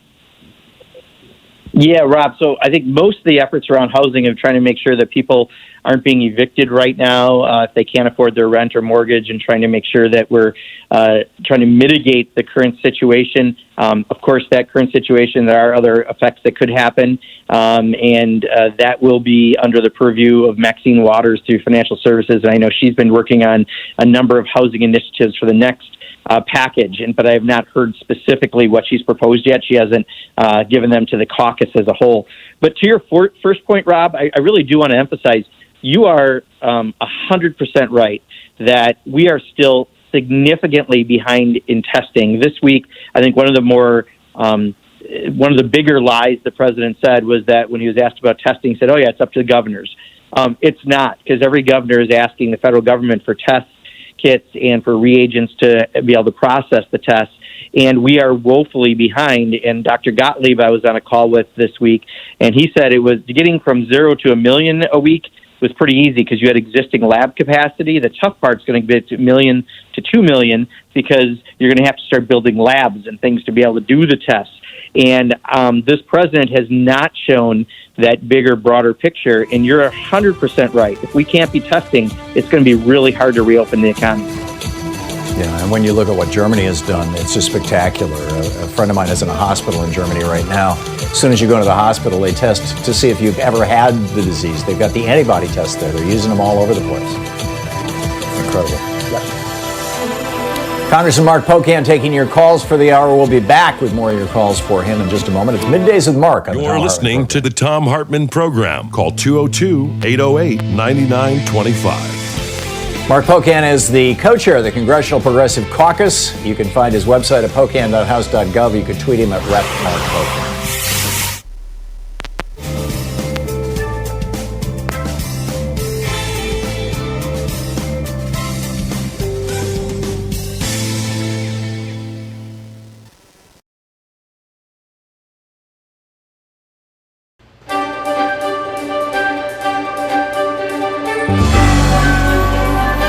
Today in the Thom Hartmann Book Club is by Alan J. Lichtman, and it's titled Repeal the Second Amendment, The Case for a Safer America. This is from the introduction, titled A Book That Must Be Written.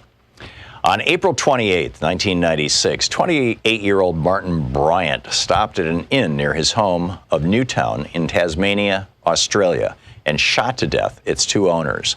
He then drove to the former penal colony and tourist attraction of Port Arthur, where he lunched at a cafe. After eating, Bryant pulled from his sports bag a semi-automatic rifle with a 30-round magazine that he had legally purchased through a newspaper ad. With no provocation, he began firing at patrons in the cafe and its gift shop. Before the police stopped his shooting spree, Bryant had murdered 35 and wounded 18 others. His motive remains unknown. There were people everywhere, bodies, said witness Lynn Beavis. I thought at the time, being a nurse, I've seen dead people, I've seen blood, I've seen things like this, but what I saw in there, nobody but perhaps a soldier would know what that was like. The leadership of a shocked nation responded to the Port Arthur massacre, not with thoughts and prayers, but with decisive action. The country's conservative-led government rebuffed their gun lobby and its American ally, the NRA, to adopt comprehensive national gun controls. In a 2015 broadside labeled Australia, There Will Be Blood, the NRA charged that those regulations, which Australia significantly tightened as of 2002, have, quote, robbed Australians of their right to self-defense and empowered criminals. If the NRA was right, America, with its lax control over firearms for alleged self-defense, should be one of the world's safest countries, certainly far safer than Australia, where criminals presumably evade gun controls to prey on defenseless, law-abiding citizens. Yet in the latest reporting year, gun homicides claimed 14,542 American lives, compared to 27 in Australia. And all homicides took 19,510 American lives, compared to 222 in Australia. Since the NRA issued its warning, firearm homicides have declined in Australia, while soaring by 3,534 in the U.S.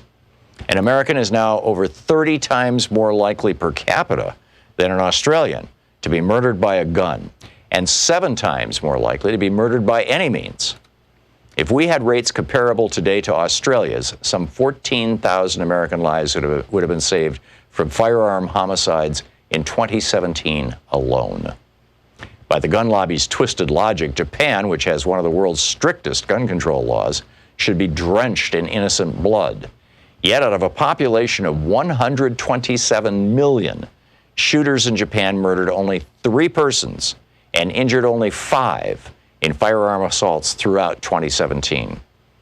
Australia and Japan are not outliers. As compared to residents of our closest peer democracies in the G7 group of nations plus Australia, an American in 2017 was over 20 times more likely to die from a gun homicide. The gun lobby would have you forget that gun deaths are not limited to murders. In 2017, 23,854 Americans died from gun suicides, 64% more than were killed in firearm homicides. As compared to the peer nations, the 2017 per capita rate of firearm suicides in the United States was 7 times higher, while the rate of suicides by other means was 40% lower. These other democracies all have strict firearm regulations. None has a constitutional right to keep or bear arms, a distinction the United States shares worldwide only with Guatemala, whose gun murder rate is the 3rd highest of some 195 nations worldwide. Why has America lagged behind the democratic world in protecting its citizens from needless death and injury? The culprit is not spending by the NRA on campaigns and lobbying, which other pressure groups exceeded. The real problem is that which gun control advocates fear to name, the Second Amendment. Led by the NRA, the gun lobby exploits a historically defective, perverse reinvention of this amendment to inspire their grassroots supporters, sell guns, and provide constitutional cover for their opposition to making us safer by regulating firearms. The competing movement for gun control has floundered in response to the gun lobby's triumphant marketing of the Second Amendment. Gun control advocates have righteous zeal and noble motives, but lack a winning strategy. Instead of forthrightly refuting the lobby's bogus claims, the gun control movement has instead fallen into the trap of lamely insisting, we support the Second Amendment, but we also support responsible gun control. With such a self-defeating strategy, the movement can never win. It plays on the gun lobby's home turf and fails to rally the American majority that favors stricter firearms regulations. It provokes only scorn from a gun lobby that dismisses yes but assurances as rank hypocrisy, and it ignores the clear history and the true meaning of the Second Amendment itself. The movement for gun control must strike hard with a new strategy. Repeal of the Second Amendment is not only right, but realistic. It would break open the political logjam and open a path for the comprehensive national gun control and safety measures that have eluded the American people for so long. None of these measures would confiscate firearms or stop Americans from using guns for hunting, sport shooting, antique collecting, or legitimate self-defense.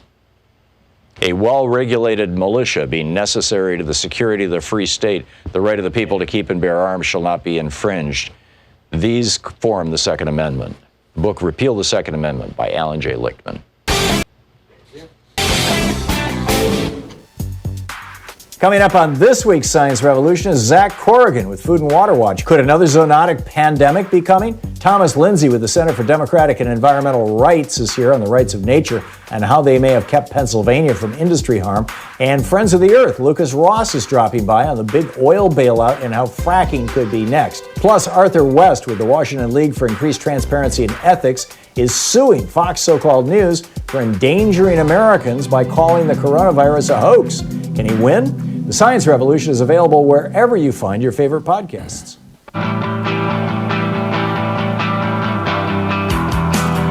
Welcome back. Middays with Mark here on the Thom Hartmann Program. Congressman Mark Pocan taking your calls for the hour. David in Spotswood, New Jersey. You're on the air with Congressman Pocan. Hi, Congressman Pocan. Thanks for taking my call. My question is I read in the March 28th New York Times article that they forecasted insurance premiums to go up 40%. The way, correct me if I'm wrong, the way I understand the law is if you have insurance over a certain amount, you have a Cadillac tax. So 40% on a family insurance plan would push that plan from $20,000 to about $28,000 and impede a Cadillac tax that everyone would have to pay.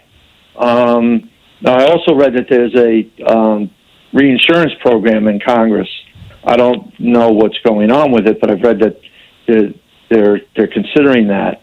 The way I see it, that coupled with this insurance increase, the NOL that was passed with the CARE Act, where you can carry back your losses 5 years, is going to cause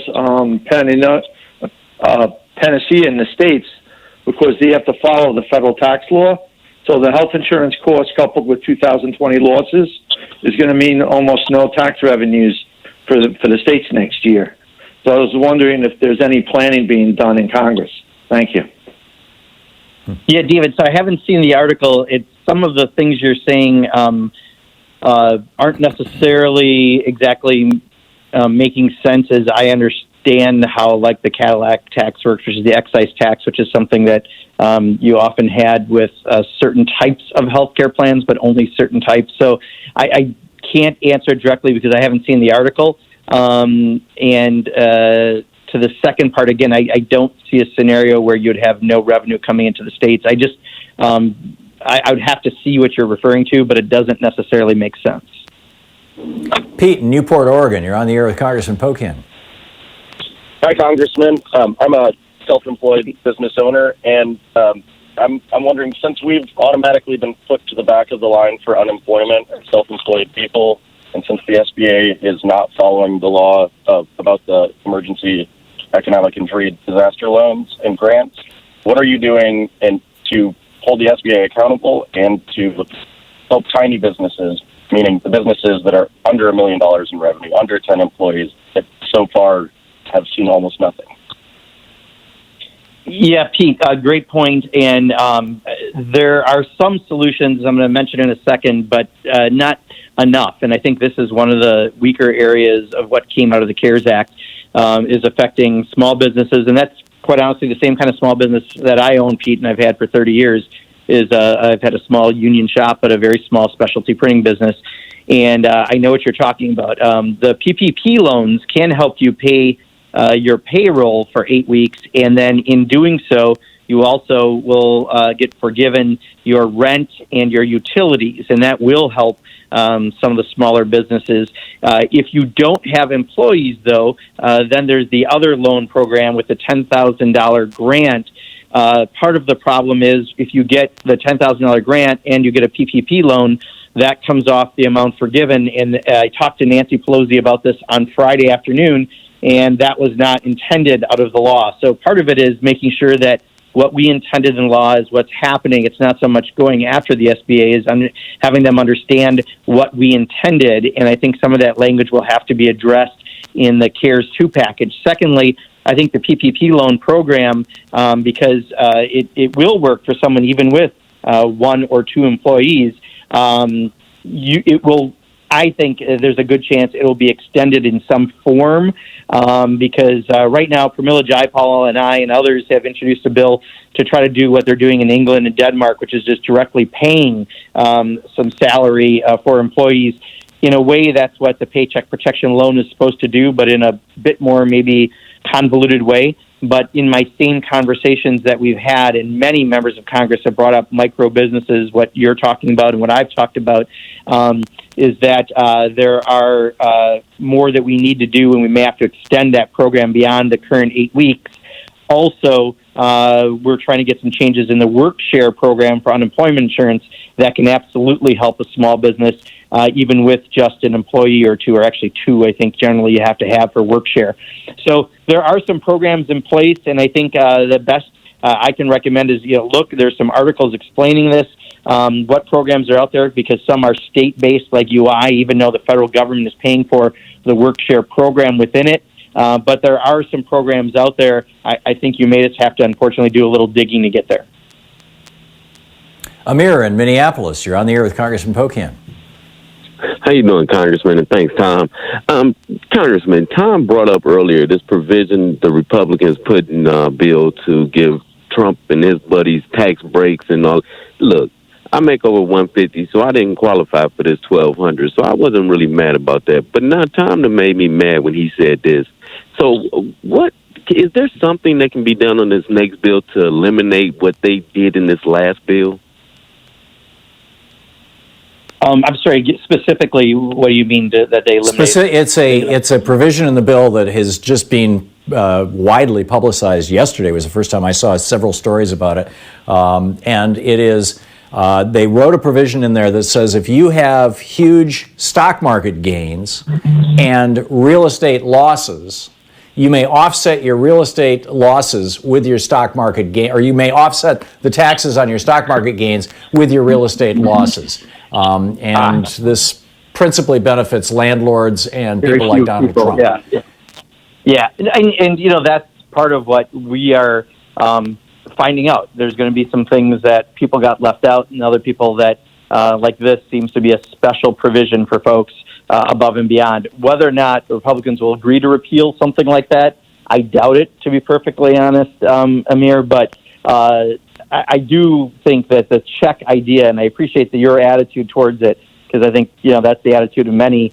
If you are actually doing well right now, we need to help the people who aren't doing well.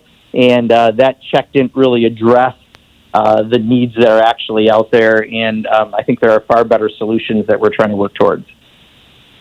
Tim in Shelby Township, Michigan. You're on the air with Congressman Pocan. Good afternoon, gentlemen.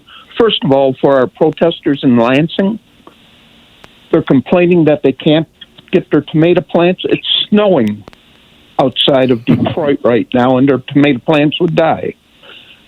Now, as far as the subject of the campaign coming this November, I don't think any of us, I've been canvassing for 16 years for Democrats and Democratic causes, and I don't think I'll be doing any canvassing, knocking door to door this fall.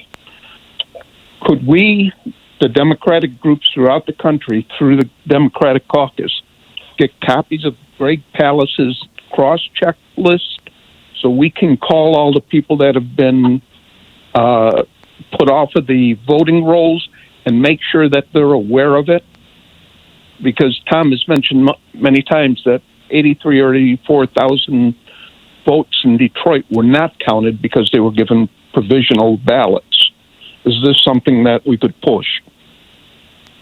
Yeah, so I think what I would recommend is really working with the local campaign or your state Democratic Party. Like, for example, in Wisconsin, you know, Ben Wickler is our chair and just did a fantastic job given the horrendous conditions we had around this election in April. But those are the folks that are going to be working to make sure that we have lists that we can do remotely from home. So you're not knocking on doors, but you're making phone calls, you're doing text, etc., with people, and having the appropriate voting lists. Because again, I think we were the poster child in Wisconsin for what happened, last week, for horrendous conditions around our election. Why we should have a vote by mail program. And I just talked to Earl Blumenauer this morning. They have it in Oregon. It works extremely well, and he sent me some documentation. That really is, I think, the best effort we could do. We had something like 70 or 80%. I'm trying to get the final number of people in Wisconsin voted via absentee. That wasn't just liberals, right? That was everybody, including conservatives. People prefer not to get sick when they go vote. And that means we need to crank up things like vote by mail. We will have then lists that you can still do outreach and use technology to campaign that won't be your traditional door knocking. So absolutely look for that. I guarantee it'll happen in Michigan. You're a swing state, just like my state, and we appreciate any efforts towards that. So, right, we've got about 20 seconds. By the way, the conservatives on the Supreme Court in Wisconsin who said that you must go to the polls if you haven't gotten your mail-in ballot yet, they all voted by mail-in ballot. Is that widely known in Wisconsin?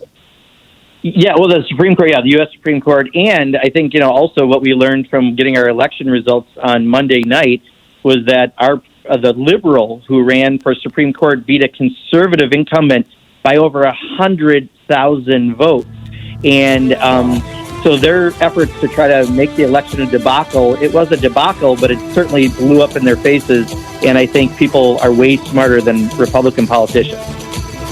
I think Democrats have reached the point where they'll walk over ground glass to get these Republicans out of office. I really do. Congressman Mark Pocan is with us for the hour, taking your calls. It's Middays with Mark, with Congressman Pocan, the co-chair of the Congressional Progressive Caucus. You're listening to Thom Hartmann. Visit ThomHartmann.com for audio and video archives.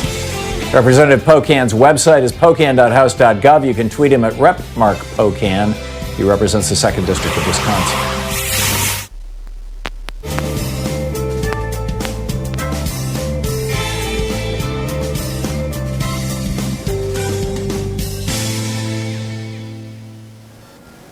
And welcome back. Alex in Houston, Texas. You're on the air with Congressman Pocan.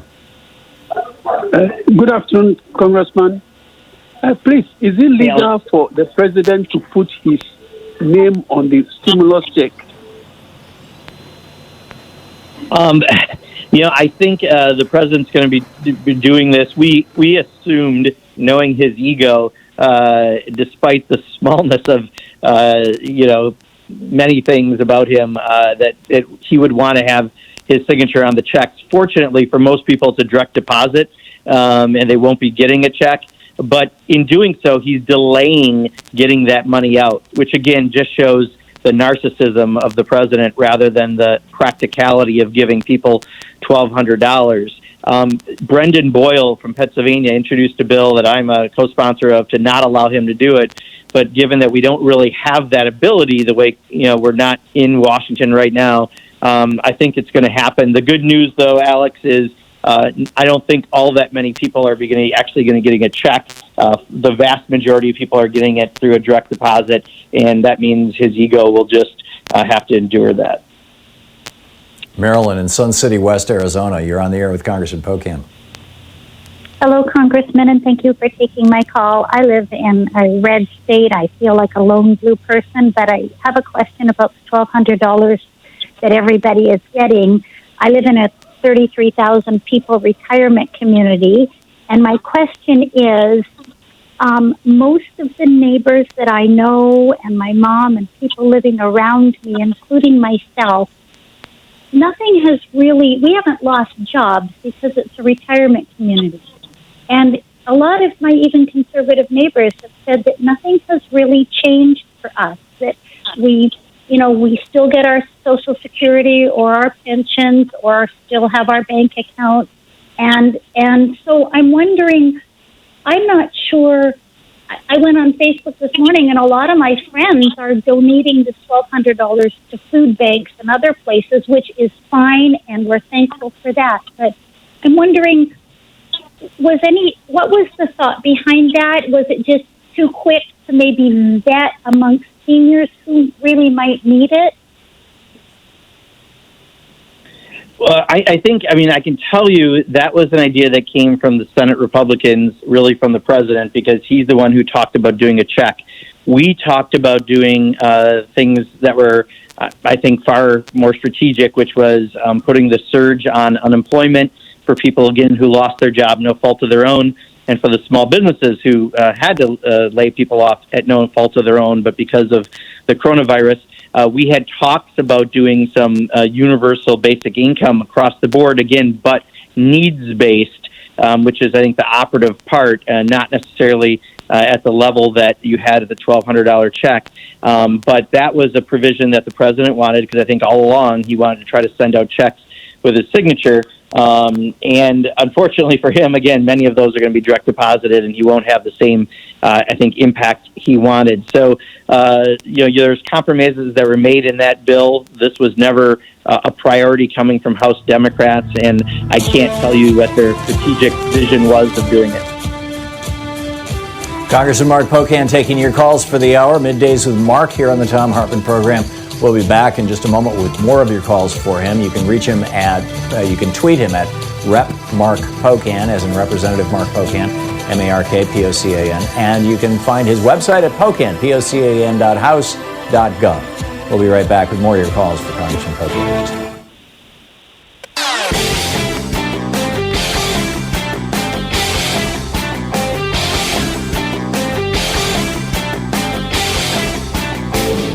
Did you know that Ronald Reagan committed treason to become president in 1980, and George Herbert Walker Bush was in on it, and he avoided being prosecuted for this in 1992 with a little help from Bill Barr? It's on page 116 of my book, The Hidden History of the Supreme Court and the Betrayal of America.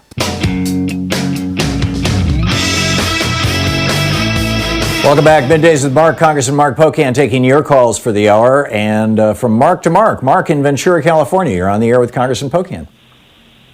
Thank you. Hello, Congressman. My question is about landlords. There is no financial relief in any of the bills passed to help them. And all they are supposed to be able to do is take out loans, which puts them into further debt. and they're being very aggressive with tenants who can't pay their rent as a consequence. Is there anything that could be done about that for them to give them some financial assistance that they necessarily wouldn't have to pay back? Yeah, Mark, you bring up a good point. I don't have an answer offhand, and this might be, again, one of those areas that as we've moved forward, trying to make sure that people weren't evicted because they don't have a job, because I think clearly, people don't want to see people evicted because of the coronavirus. But you're right, if people still have to make that bank payment and they're counting on that rent coming in and they don't have that, we need to make sure we're providing help. I think they can get some of the loans from the government, and they are the one loan is at 4% over a pretty long extended period. So once they're paid, they can, I think, prepay that without penalty. I believe that's how the SBA functions on those loans. But they may have a harder time taking advantage of the PPP unless they have staff on salary, and that could provide some minor assistance. But you bring up a good point, and Mark, and I'm going to look into this because we should make sure, as much as we absolutely don't want people to be evicted, we also don't want to punish anyone because we're not evicting people who might have expenses that may not be considered. John in Concord, Massachusetts, you're on the air with Congressman Pocan. Good afternoon, gentlemen. My question is, I noticed Mr. Trump basically getting rid of his inspector generals. I was wondering what Congress is doing about that to make sure that there is oversight and keeping his family out of it, if possible. Thank you. I'll take my answer off air. I'm sorry, it broke up a little on my side on that. Could you repeat the question, Tom? He said that Trump is firing inspector generals, and he was wondering what Congress is going to do to provide oversight if Trump either doesn't replace them or replaces them with toadies, and if there's any oversight into the Trump family. Yeah, I think he's getting rid of individuals who are the heads of it, but there's still inspector general staff in all these areas, so I still think there's the oversight functions. But absolutely, this is something that Congress would want to make sure, because this is our way of having any accountability for what's happening. But I don't right now. I have not heard on a single call that we think there's any practical problems with Inspector General's offices and the staff currently from operating. Jeff in Portland, Oregon, you're on the air with Congressman Pocan. Hey, good morning, Tom and Congressman Pocan. Thanks for taking my call. Congressman, quickly before my question, let me just salute the voters in your state who risked their lives to uphold democracy last week. It, of course, shouldn't have to be like that, so I offer a slogan: nobody dies with vote by mail. But so my question today pertains to one of the many tragedies of the 40 years of Reaganism and neoliberalism, and that's the explosion of homelessness across America. Congressman, with no access to running water or hand washing, each and every homeless camp is a potential tinderbox for the community spread of this virus.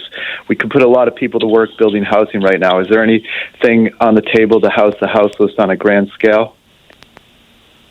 So, Jeff, right now there have been a number of efforts trying to help addressing homeless in local communities. I know in my community they've got hotel rooms opening up that they're putting people who would otherwise be homeless in, to make sure that we're addressing this. We don't want people like we've seen in some situations where they're on top of each other to get this.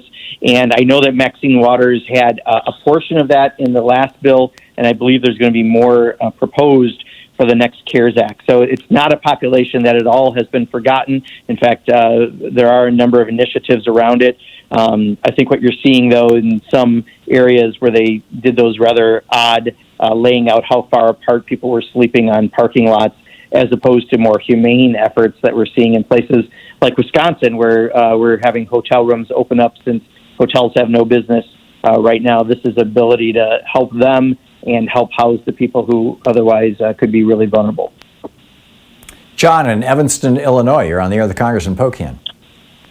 Hi, Congressman. Listen, my thing is about voting. I'm hoping that you guys can put a rider on the latest stimulus regarding vote by mail, early voting, same-day voting, and virus testing at every polling place. Yeah, that one's the last one's a new one. The rest are there. Also, John, no excuse absentee requested voting is another thing that has been talked about. I mean, our preferred way would be to do a vote by mail program, because we don't know what November is going to look like next. You don't want to happen what happened in Wisconsin with a final scramble. But if you had a ballot sent to everyone, like when you normally send absentee ballots about 6 weeks out, if you didn't get a ballot 4 weeks out, you can still get one. And it was used, as I mentioned, in Wisconsin by, I have to get the exact number, but it's either 71 or like 80%. The vast, vast, vast majority of people chose to not have to go out on Election Day and sent in their absentee ballots. So vote by mail is by far the smartest way for us to proceed. And I think Donald Trump just thinks if more people vote, he's in trouble. But I'll tell you, that's what they thought they could do in Wisconsin, and we proved them wrong. So we're going to keep fighting for what's right because we want to make sure everyone's safe. You shouldn't have to risk your health in order to be able to vote. Congressman, in our last 20, 30 seconds, what should we be looking at in the week coming up? I think, again, just, watching what the president's doing, I'm very concerned about if he tries to open us up too quick or too haphazardly. The good news is governors are regionally talking to each other and dealing with things that, quite honestly, the president should be. So thank God we have adults both in the Republican and Democratic Party who aren't parts of the Trump family. Yeah, amen. Congressman Pocan, thanks so much for being with us today. It's always great having you on, and we really appreciate you doing this Middays with Mark every week. Oh, thank you, Tom. Appreciate it as always. Yeah, it's great talking to you. We'll be back. We're going to be talking with a progressive Democrat who's challenging a not-so-progressive Democrat in the primary, speaking to something that came up at the very beginning of this hour. Stick around. We'll be right back. You're listening to Thom Hartmann.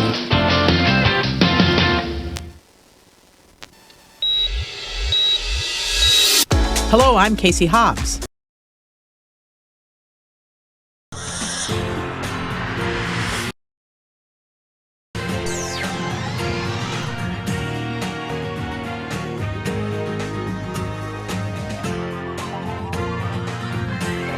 We say fight back!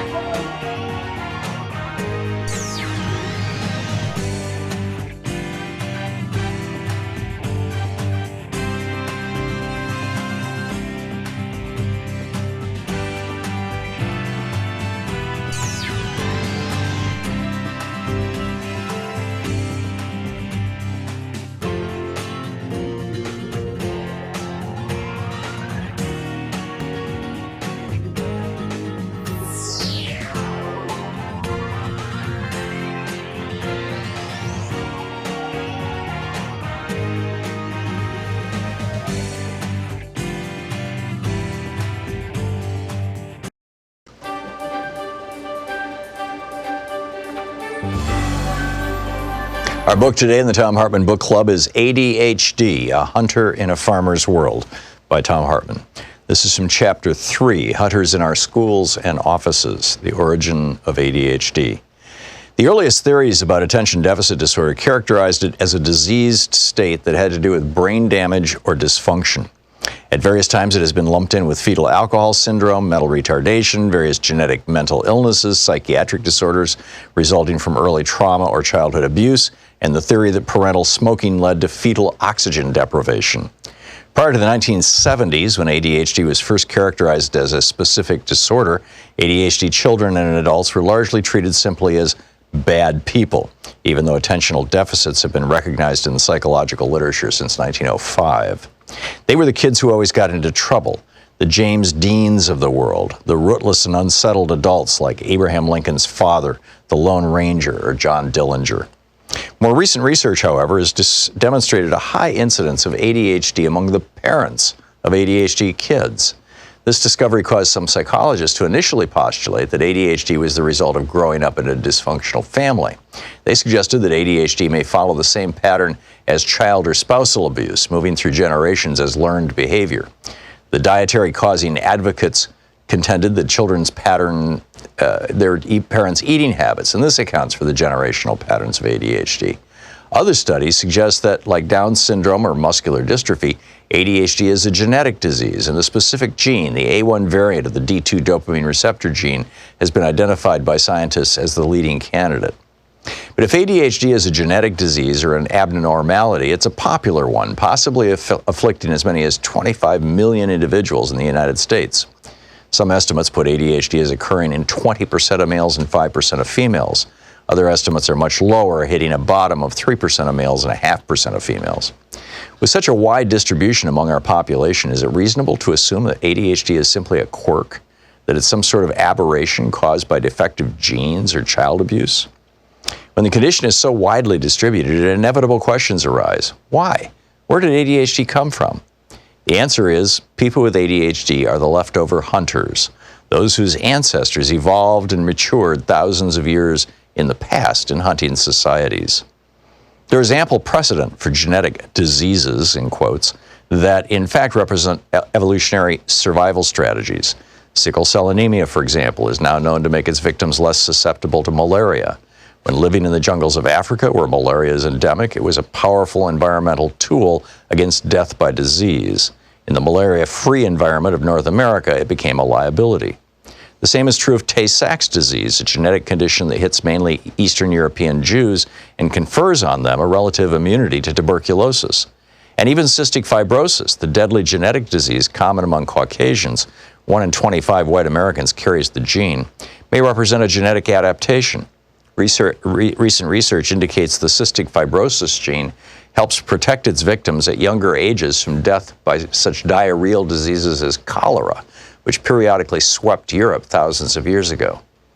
It's not so unusual, apparently, for humans to have built into our genetic material protection against local diseases and other environmental conditions.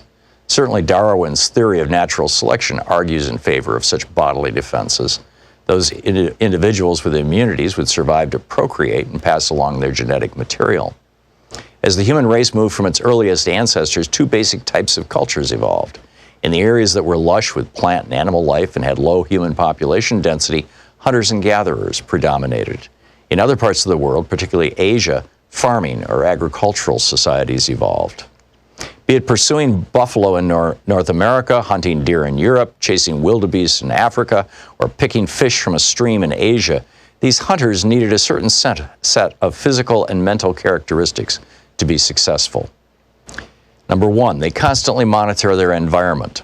That rustle in the bushes could be a lion or a coiled snake. Failure to be fully aware of the environment and notice that faint sound might mean a swift and painful death. Or that sound or flash of movement might be the animal the hunter was stalking, and noticing it would mean the difference between a full belly and hunger. I've walked through forests and jungles with modern hunter types in the United States, Europe, Australia, and East Africa, and one characteristic always struck me. They notice everything. A flipped over stone, a tiny footprint, a distant sound, an odd smell in the air, the direction in which flowers point or moss grows. All these things have meaning to hunters, and even when walking quickly, they notice everything. Number two, they can totally throw themselves into the hunt. Time is elastic for them. Another characteristic of a good hunter is the ability to totally focus on the moment, utterly abandoning all consideration of any other time or place. When the hunter sees the prey, he gives chase through gully or ravine, over fields or through trees, giving no thought to the events of the day before, nor not considering the future, simply living totally in that one pure moment and immersing himself in it. When involved in the hunt, time seems to speed. When not in the hunt, time becomes slow. While a hunter's ability to concentrate in general may be low, his ability to utterly throw himself into the hunt at the moment is astonishing. 3, they're flexible, capable of changing strategy on a moment's notice. If the wild boar vanishes into the brush and a rabbit appears, the hunter is off in a new direction. The book ADHD, A Hunter in a Farmer's World by Thom Hartmann. So we've got a new video up for regular supporters of our program over at ThomHartmann.com, and this is about just a totally bizarre story about these 3 guys with no VA experience, not even veterans, who are all big shots down at Mar-a-Lago, that Donald Trump has put in charge of the Veterans Administration functionally. And their association, one of them is the head of Marvel Entertainment, their association with Johnson & Johnson and the New York Stock Exchange, and Johnson & Johnson, the big drug company, taking this very, very cheap chemical, ketamine, tweaking the molecule a little bit and rolling it out as a new anti-suicide drug, Spravato, that in clinical trials caused 6 people to die, 3 of them by suicide, and none of the people taking the placebo to die. And now Trump is telling the VA, you have to buy this highly inflated price drug from Johnson & Johnson, and the Democrats want to know what's up with the VA crowd guys. Check it out. It's at ThomHartmann.com. The book is Unsettling Truths by Charles and Ra.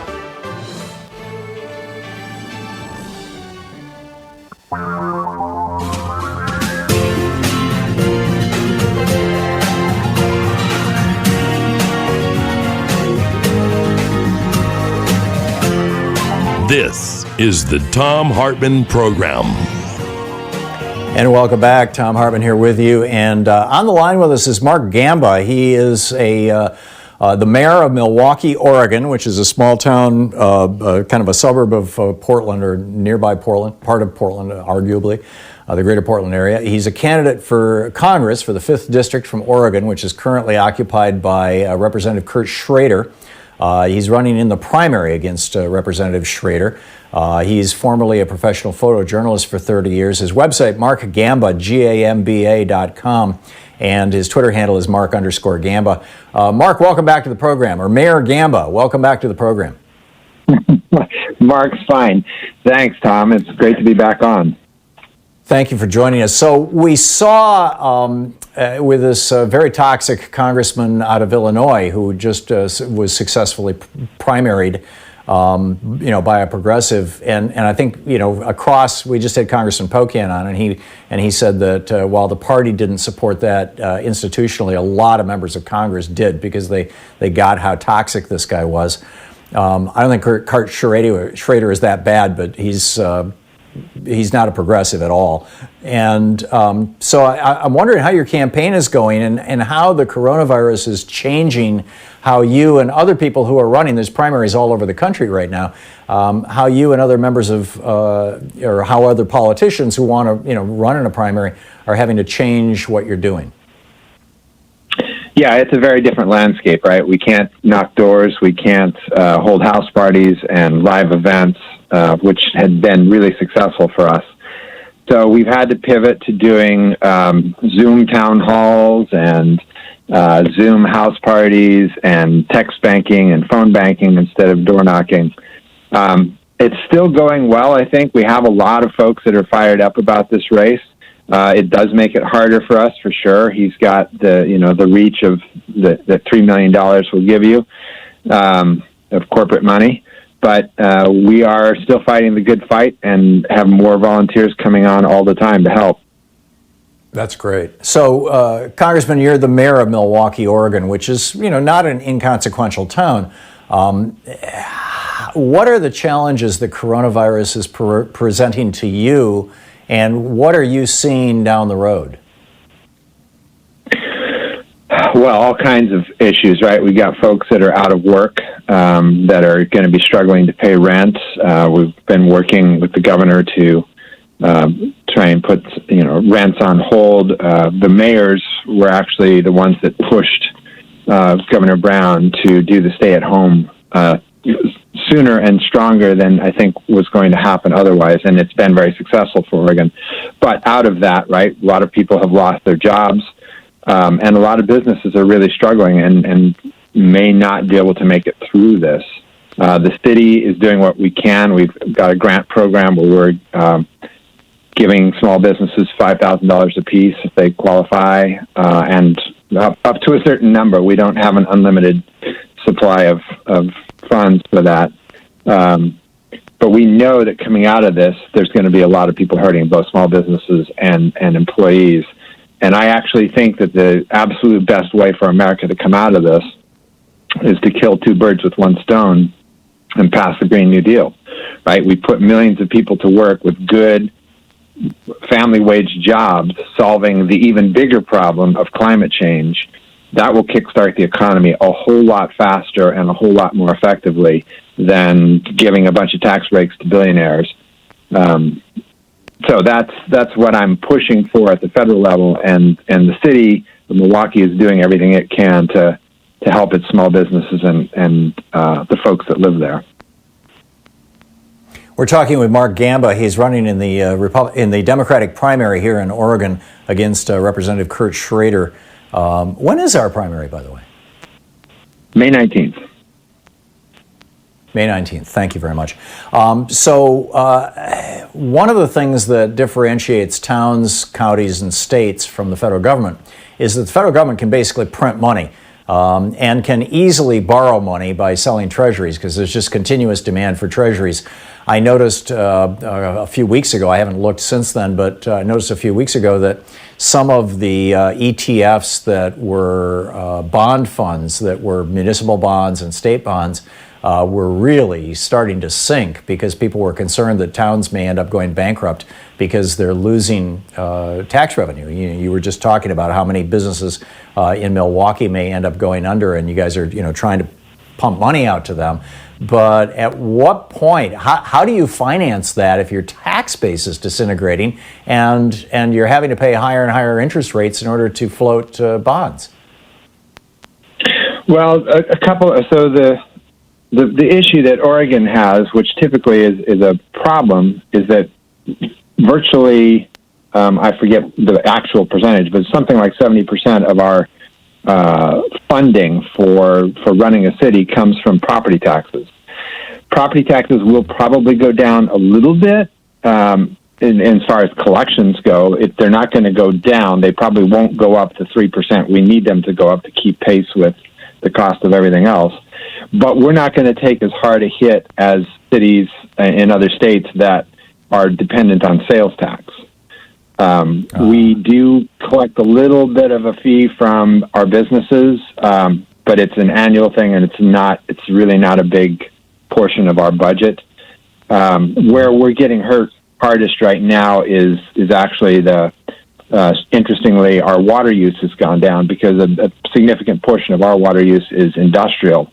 A lot of people don't know this, but Milwaukee is a pretty industrial town, and so we have some industrial uses of water. So when that's taking a pretty big nick out of our water fund. So we're going to have to do some work, but I don't think Milwaukee is anywhere near going bankrupt. We have been running our city without credit predominantly very well, and I think we'll be fine. Yeah. I know you're a thoughtful guy and a good administrator, and a good mayor. We're talking with Mark Gamba. He's the mayor of Milwaukie, Oregon. He's running against Representative Kurt Schrader in the primary for Oregon's 5th District, which is right down the road from me. It's a southern part of Portland and beyond. Mark, running as a progressive, the Green New Deal, for example, you mentioned that as one of the things that you've been focused on. I know you've been focused on that for a long time. But even if it passed tomorrow morning, you're not going to have a lot of people out doing construction, because we're still social distancing. What is the midpoint? What are other progressive policies that we need to consider putting into place right away that don't require people getting together? I mean, I'm assuming things like, Medicare for all, doing away with college student debt, things like that. I mean, what are the things that are at the top of your list if you were a member of Congress? Well, Medicare for all, absolutely. If we had a universal health care system when this pandemic started, we would be in a whole lot better shape, right? You've got, we would have more doctors, we'd have more nurses, we'd have more ICU units, even more hospitals. They have been closing rural hospitals for years because they're not profitable, in air quotes. It's the system we have right now is designed to serve roughly 50 to 80% of the population, depending on whose numbers you use. And it's right-sized, again, with the air quotes. So that means that it is not literally designed to serve the entire population. So when you have a giant influx of healthcare needs like we do right now, the system is not right-sized for it. With a universal healthcare system, not only would we have more doctors, more nurses, and all those things, we would also have somebody whose job it was to be thinking about the healthcare of the nation writ large. Yeah, which would be a good thing. Mark Gamba, the mayor of Milwaukie, Oregon, running for Congress in the May primary here in Oregon for the 5th District. His website, markgamba.com, and you can tweet him at @Mark_Gamba. Mark, well, thanks so much for being with us. Thank you so much, Tom. Stay tight. Yeah, great talking with you. We'll be back. This is the Thom Hartmann Program. We'll be back in just a minute with more of the news of the day and your calls. Stick around.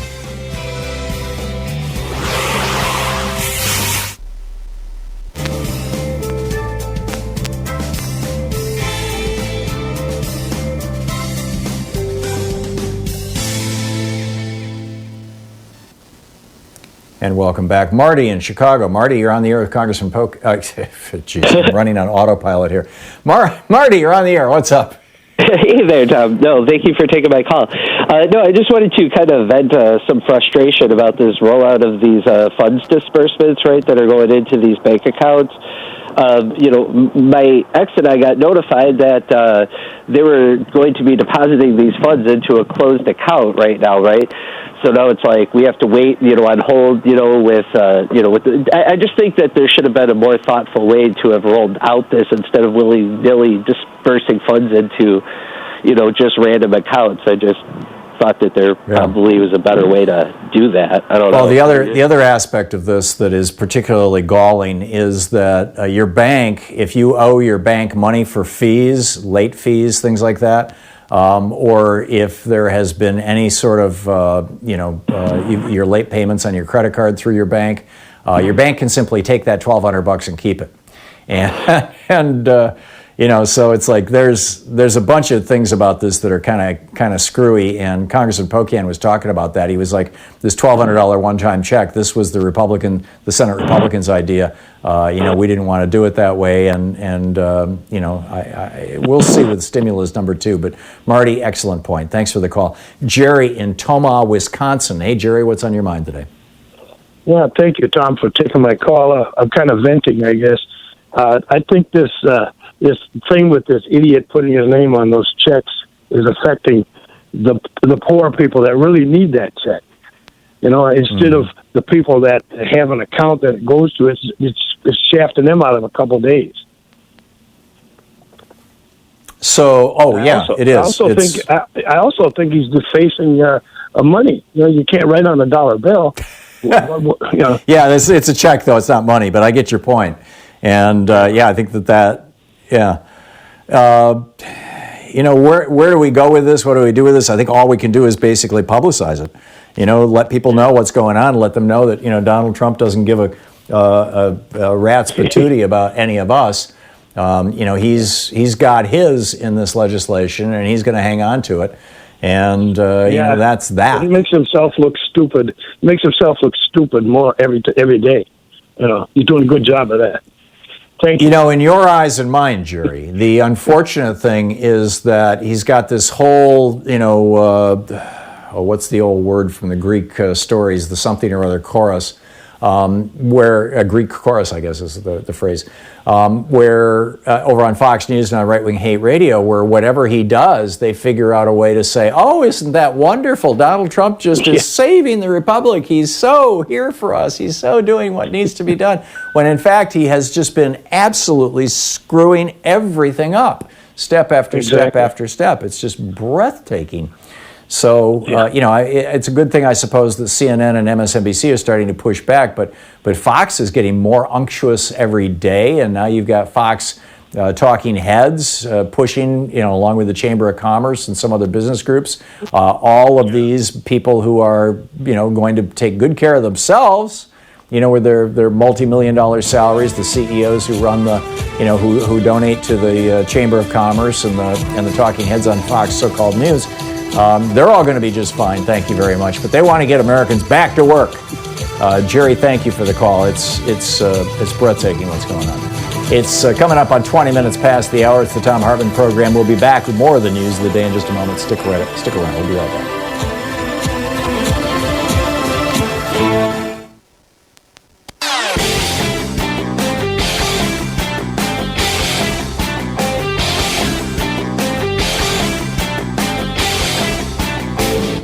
Our 1 hour recaps our show, and it's available wherever fine podcasts are found. And we have the full 3 hour podcast available over at thomhartmann.com if you want to really support our program.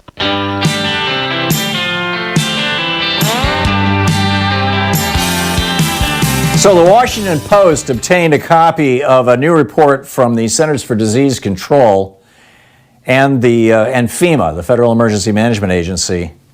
Both of these agencies saying that reopening the economy right now, quote, will entail a significant risk of resurgence of the virus.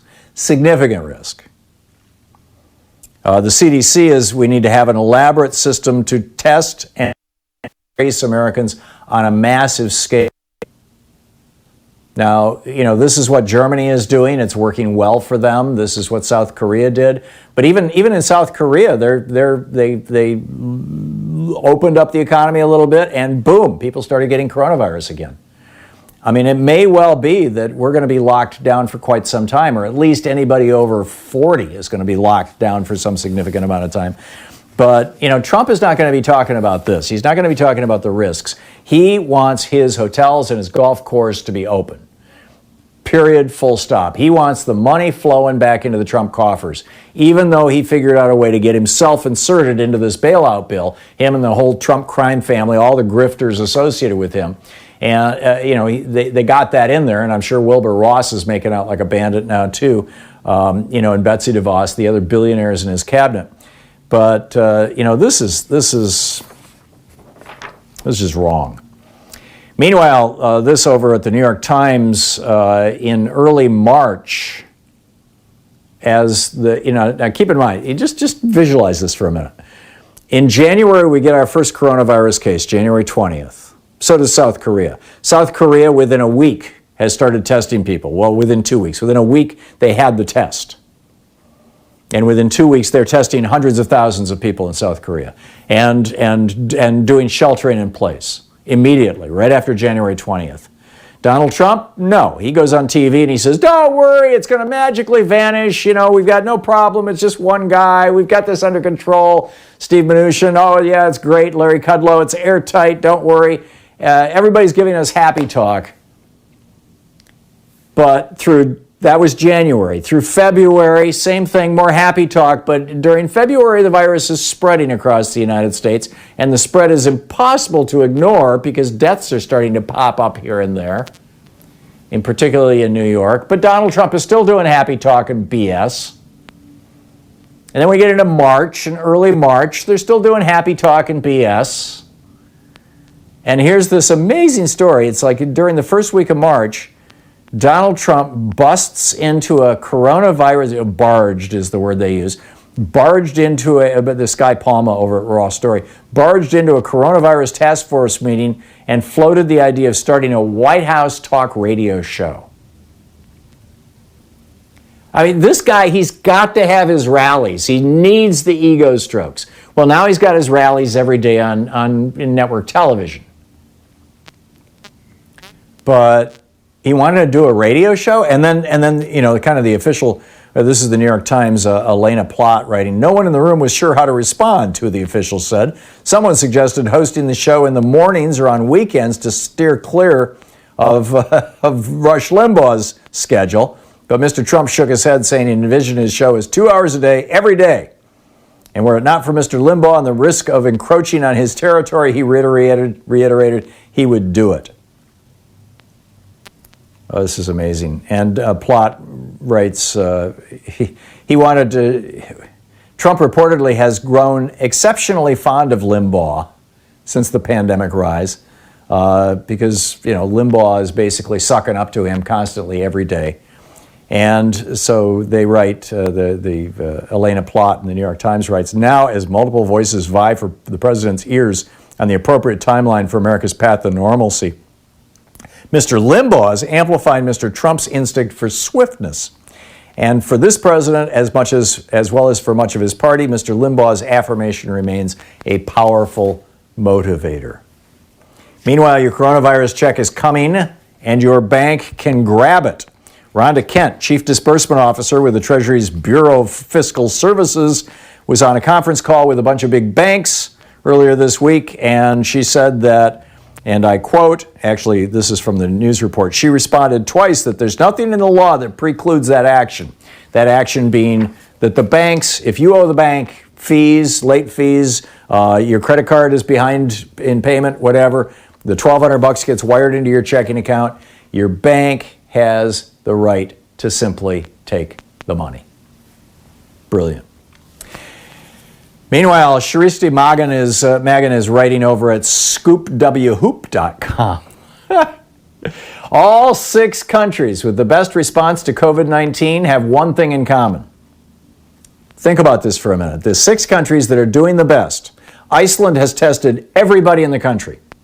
Denmark, Finland, Belgium, New Zealand, and Germany. Those 6 countries, way ahead of the curve. They did social distancing. They did shelter in place. They are bailing out their businesses. Every single one of these countries, everybody who had a job still has a job. The government is giving money to the employers to pass it through to the employees as paychecks. The employers are not going out of business. The employees are not going on food stamps or welfare or unemployment. What do these 6 countries have in common? Germany, New Zealand, Belgium, Finland, Denmark, and Iceland. They all flattened the curve. They all had good proactive decision making. What they have in common is they are all headed by women. Every single one of these countries has a female prime minister. Finland, Denmark, Iceland, Norway, Belgium, and Germany. Every single one. You know, it's been said often that women are better decision makers than men. I know, just looking back at my lifetime, case in point, I think that's absolutely true. And boy, if you didn't need more evidence, it's right there. Anyhow, we'll pick up your phone calls on the other side of this break. It's 27 minutes, coming up on 28 minutes past the hour here on the Thom Hartmann Program. The place where despair is not an option, fair and only slightly unbalanced. Stick around. We'll be right back. You're listening to the Thom Hartmann Program. Call 202-808-9925. Oh, and on the other side of this break, I've got to tell you about the Green Bay Police Department and their search for masks. This is mind-boggling. I'll share that, and then we'll pick up your calls.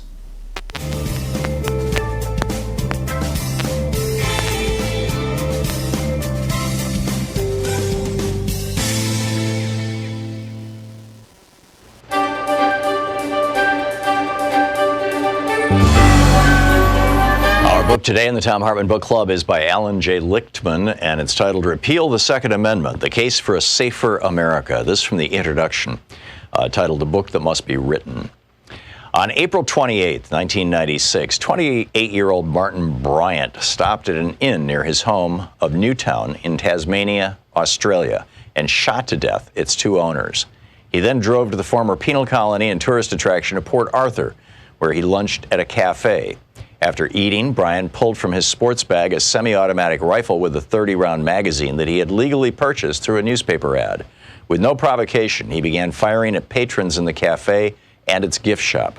Before the police stopped his shooting spree, Bryant had murdered 35 and wounded 18 others.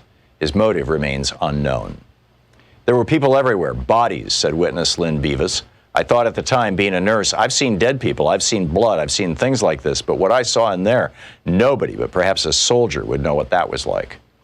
The leadership of a shocked nation responded to the Port Arthur massacre, not with thoughts and prayers, but with decisive action. The country's conservative-led government rebuffed their gun lobby and its American ally, the NRA, to adopt comprehensive national gun controls. In a 2015 broadside labeled Australia, There Will Be Blood, the NRA charged that those regulations, which Australia significantly tightened as of 2002, have, quote, robbed Australians of their right to self-defense and empowered criminals. If the NRA was right, America, with its lax control over firearms for alleged self-defense, should be one of the world's safest countries, certainly far safer than Australia, where criminals presumably evade gun controls to prey on defenseless, law-abiding citizens. Yet in the latest reporting year, gun homicides claimed 14,542 American lives, compared to 27 in Australia. And all homicides took 19,510 American lives, compared to 222 in Australia. Since the NRA issued its warning, firearm homicides have declined in Australia, while soaring by 3,534 in the U.S. An American is now over 30 times more likely per capita than an Australian to be murdered by a gun, and 7 times more likely to be murdered by any means. If we had rates comparable today to Australia's, some 14,000 American lives would have been saved from firearm homicides in 2017 alone. By the gun lobby's twisted logic, Japan, which has one of the world's strictest gun control laws, should be drenched in innocent blood. Yet out of a population of 127 million, shooters in Japan murdered only 3 persons and injured only 5 in firearm assaults throughout 2017. Australia and Japan are not outliers. As compared to residents of our closest peer democracies in the G7 group of nations plus Australia, an American in 2017 was over 20 times more likely to die from a gun homicide. The gun lobby would have you forget that gun deaths are not limited to murders. In 2017, 23,854 Americans died from gun suicides, 64% more than were killed in firearm homicides. As compared to the peer nations, the 2017 per capita rate of firearm suicides in the United States was 7 times higher, while the rate of suicides by other means was 40% lower. These other democracies all have strict firearm regulations. None has a constitutional right to keep or bear arms, a distinction the United States shares worldwide only with Guatemala, whose gun murder rate is the 3rd highest of some 195 nations worldwide.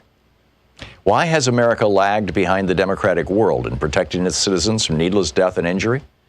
The culprit is not spending by the NRA on campaigns and lobbying, which other pressure groups exceeded. The real problem is that which gun control advocates fear to name: the Second Amendment.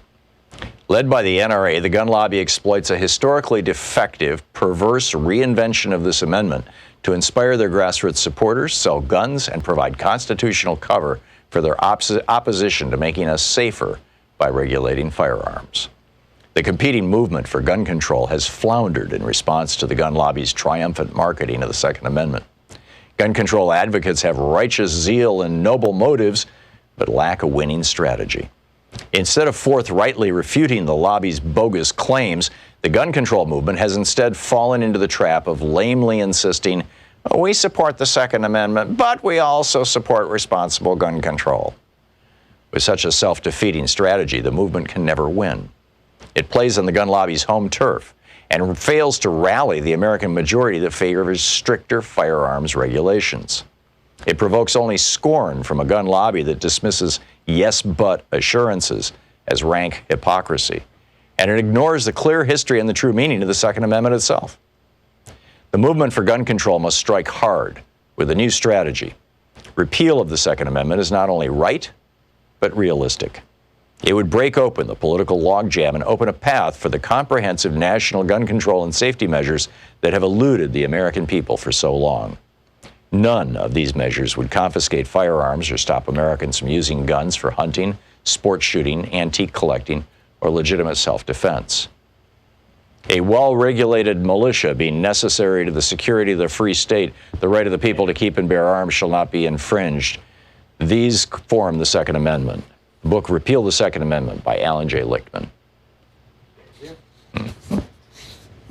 So we've got a new video up for regular supporters of our program over at thomhartmann.com, and this is about just a totally bizarre story about these 3 guys with no VA experience, not even veterans, who are all big shots down at Mar-a-Lago, that Donald Trump has put in charge of the Veterans Administration functionally.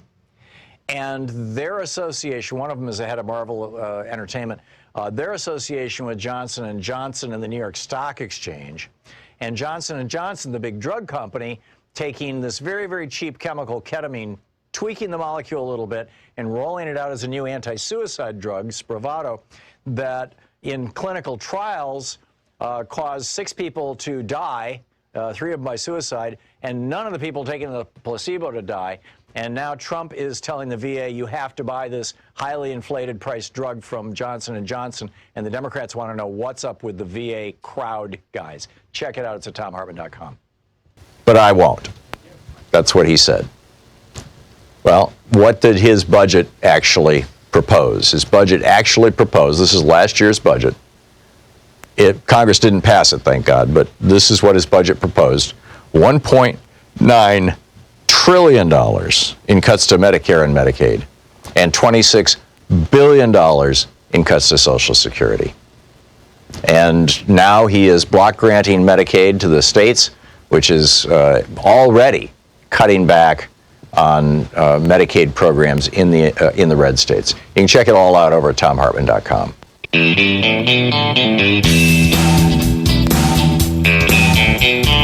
Well, Welcome back. Thom Hartmann here with you. Okay, just a quick story, actually two quick stories here, and then I'll pick up your phone calls. The Green Bay, Wisconsin Police Department needed to get some N95 masks. Right? I mean, the police are out, they're dealing with people, they're in people's faces, and people are in their faces. They need some masks. And so this is from the Green Bay Press Gazette, the local newspaper in Green Bay, Wisconsin.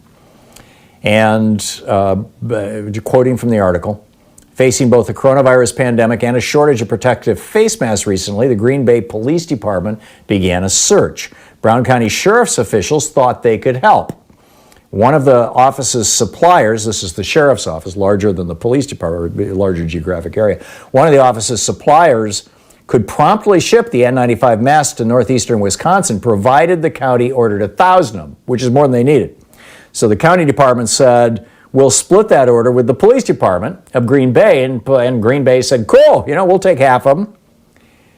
Back to the story from GreenBayPressGazette.com. But the masks never arrived. They left a Tennessee supplier, but ended up not in Wisconsin, but some unspecified locale that the federal government felt had a greater need. Sheriff Todd Delane said, quote, everything was fine one day, and then we got a notice from the supplier that the federal government was going to take them all. There weren't going to be any for us. The article notes he's uncertain, this is the sheriff, or the sheriff Todd Delane, he's uncertain which agency pulled rank to get the masks. 90% of the federal personal protective equipment stockpile has been depleted as of Monday, and the remaining 10% the federal government says is just for federal employees. So where are these things going? To which red state? Keep in mind, Wisconsin has a Democratic governor right now who Trump is probably trying to punish. It's absolutely incredible.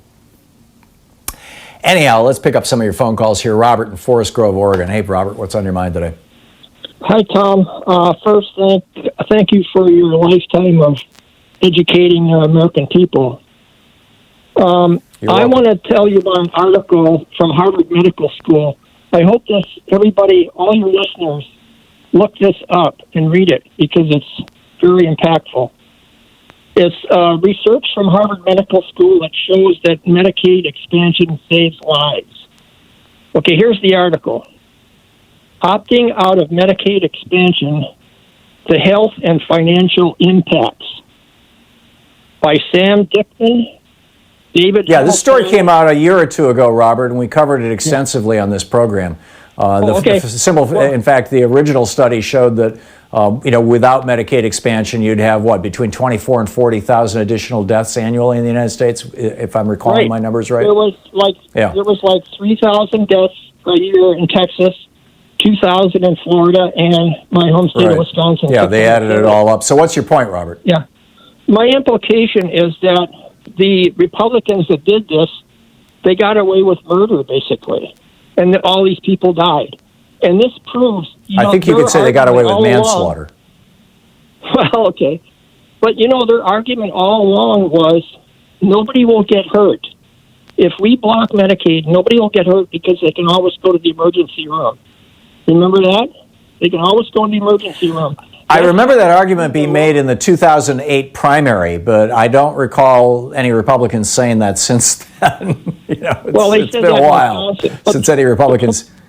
they know that people die when they don't expand Medicaid. They know that when Rick Scott was the governor of Florida and chose not to expand Medicaid, and Charlene Dill died because she was cutting her heart medication in two, the mother of 3 young children. They knew that Charlene Dill's blood was on Rick Scott's hands, and it still is as a senator. They knew that Greg Abbott in Texas refusing to expand Medicaid in Texas was going to lead to the death of Texans. And these governors, they not only do they know it, they don't care. They literally don't care about human lives. They only care about the ideology of the billionaires who support them, these libertarian billionaires who think the government shouldn't be doing anything, and God forbid we should have socialism. They only care about that, or the people, or the lobbyists, the industry lobbyists who are pouring money into their campaigns. In both cases, they only care about the people who are giving them cash. They don't care about the people who would live or die. And that's why I am very, very hopeful and frankly a little optimistic that come November, we're going to see maybe even the majority of these Republicans, both at the federal and state level, get swept out because these people are sociopaths. They're psychopaths, in fact, some of them. Being willing to take policy steps that you know are going to kill people just to satisfy a right-wing billionaire who wants to give money to your campaign. I mean, that's what's going on. Randy in Ottawa, Iowa. Hey, Randy, what's up? Hey, Tom. I'd like to point out a couple of things that I haven't heard anybody comment on. And one of them is that this isn't my initial reason I called, but it's the Social Security. You take somebody who dies in their 60s, they worked all their life, and then through somebody's negligence, then they die and nobody pays Social Security to them unless it's to their spouse. So all the money they accrued is gone, or the majority of it. The other point is that this Trump and the wanting to sign the checks or has his name on the the IRS checks. That's not Trump's money. And you just mentioned this earlier in a book review, the fifth. I can't remember what the rest of the title was. But the point is, The Fifth Risk by Michael Lewis. The Fifth Risk. Yeah. That's not Trump's money. That is a federal note on the taxpayer's debt, is what that is.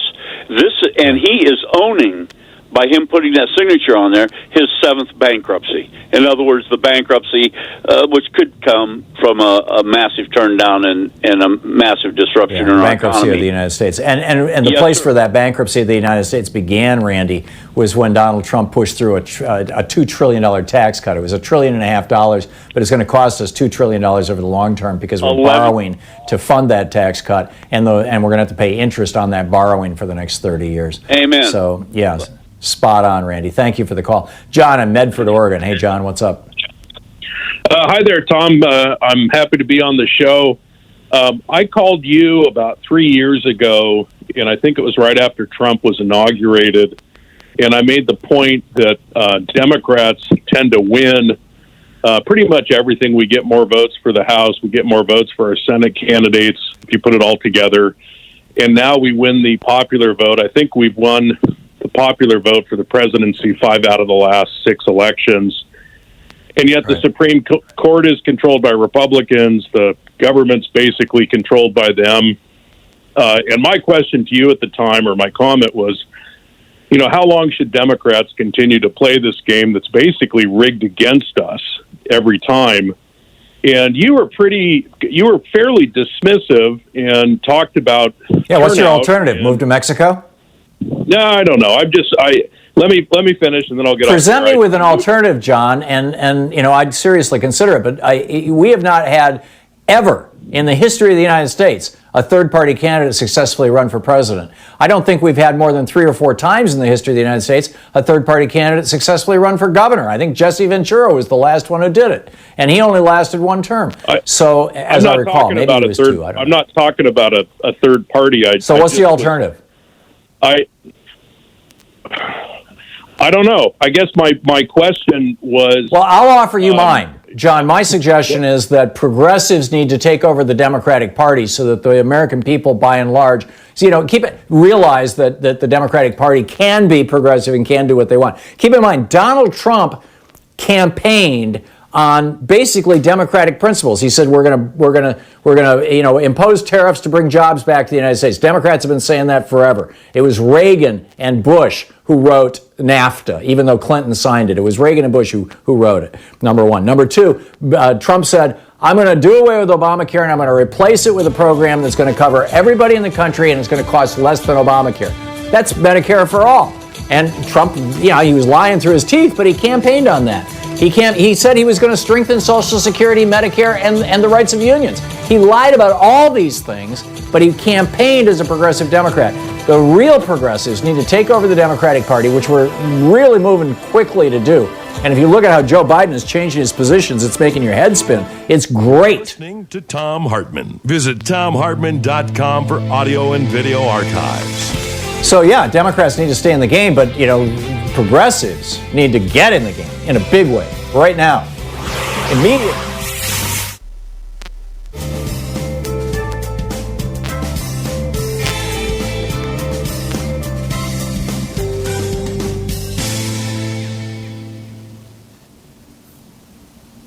And welcome back. Denise in Petersburg, Alaska. Hey, Denise, what's on your mind today? Good morning. How are you? I'm well. I hope you are too. I am glad you're there. I thank you very much.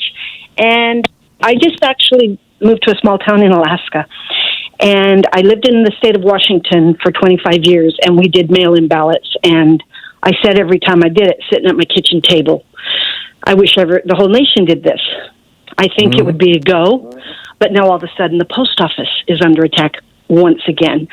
I missed Mark Pocan's presentation today, and I'm wondering if that was addressed yet at all. Any significant help for the post office? Do you know the recent? I mean, it's the like social hub of this small town. It's it's a lifeline, you know. Mm-hmm. And it just makes me wonder if anything, why nothing can be done to. I mean, I know the whole 75 years out thing and all that. I used to work for the post office, so I'm just wondering. Well, the Republicans hate the post office for a couple of reasons. Number one, it's the largest unionized employer in the United States. Number two, it shows the government can actually work and work successfully and do important things. And number three, if the post office were to go away, a large chunk of what the post office does could be replaced by a for-profit corporation who would make big campaign donations to Republican members of Congress. So that's what's going on, Denise. Forgive me for interrupting. Right, and try and imagine that big corporation putting a small post office on an island with 3,000 people. You know, yeah, it's just and so. Do you have faith that it's going to get help? I do. I do. I don't think the American people will tolerate the loss of the post office. And the other thing is, keep in mind, as much as Republicans hate the post office, if you look at who is representing whom in Congress, what you find is that most of the genuinely rural areas in the United States where the post office is the community hub and is essential, it's literally an essential lifeline for everything from medication to communication with the outside world. Most of the people who represent those kinds of communities are Republicans. And so, in fact, I'm guessing you're represented by a Republican in the House of Representatives. So if that's the case, I think that those Republicans are going to be very, very reluctant to stick a knife in the back of the post office when the time comes.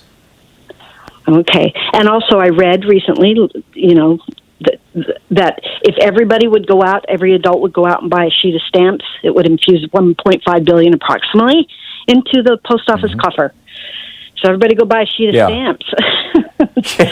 Yeah, although it's a drop in the bucket, but I think it's a statement of solidarity. I just made I wrote a note. I've got some little note cards that have my name printed on them, and I just wrote a note to my postal worker here. It's a dear postal worker. Just wanted to know that you are appreciated, and I underlined you are appreciated. Louise and I, thank you for showing up and being on the front lines.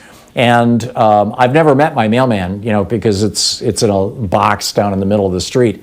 But he put it back in my box and wrote on it, "Thank you so much, your mailman Don." Right, and it was that was really nice. That's awesome. I think we need to be acknowledging our postal workers. Okay, and I can't believe how blatant the Republican Party is, how blatant their behavior is. It's disgusting. Yeah, well, their day will come, Denise. I really think they're going to get their comeuppance in the elections this fall. I'm praying for it. Denise, thank you. We'll be back. It's 49 minutes past the hour.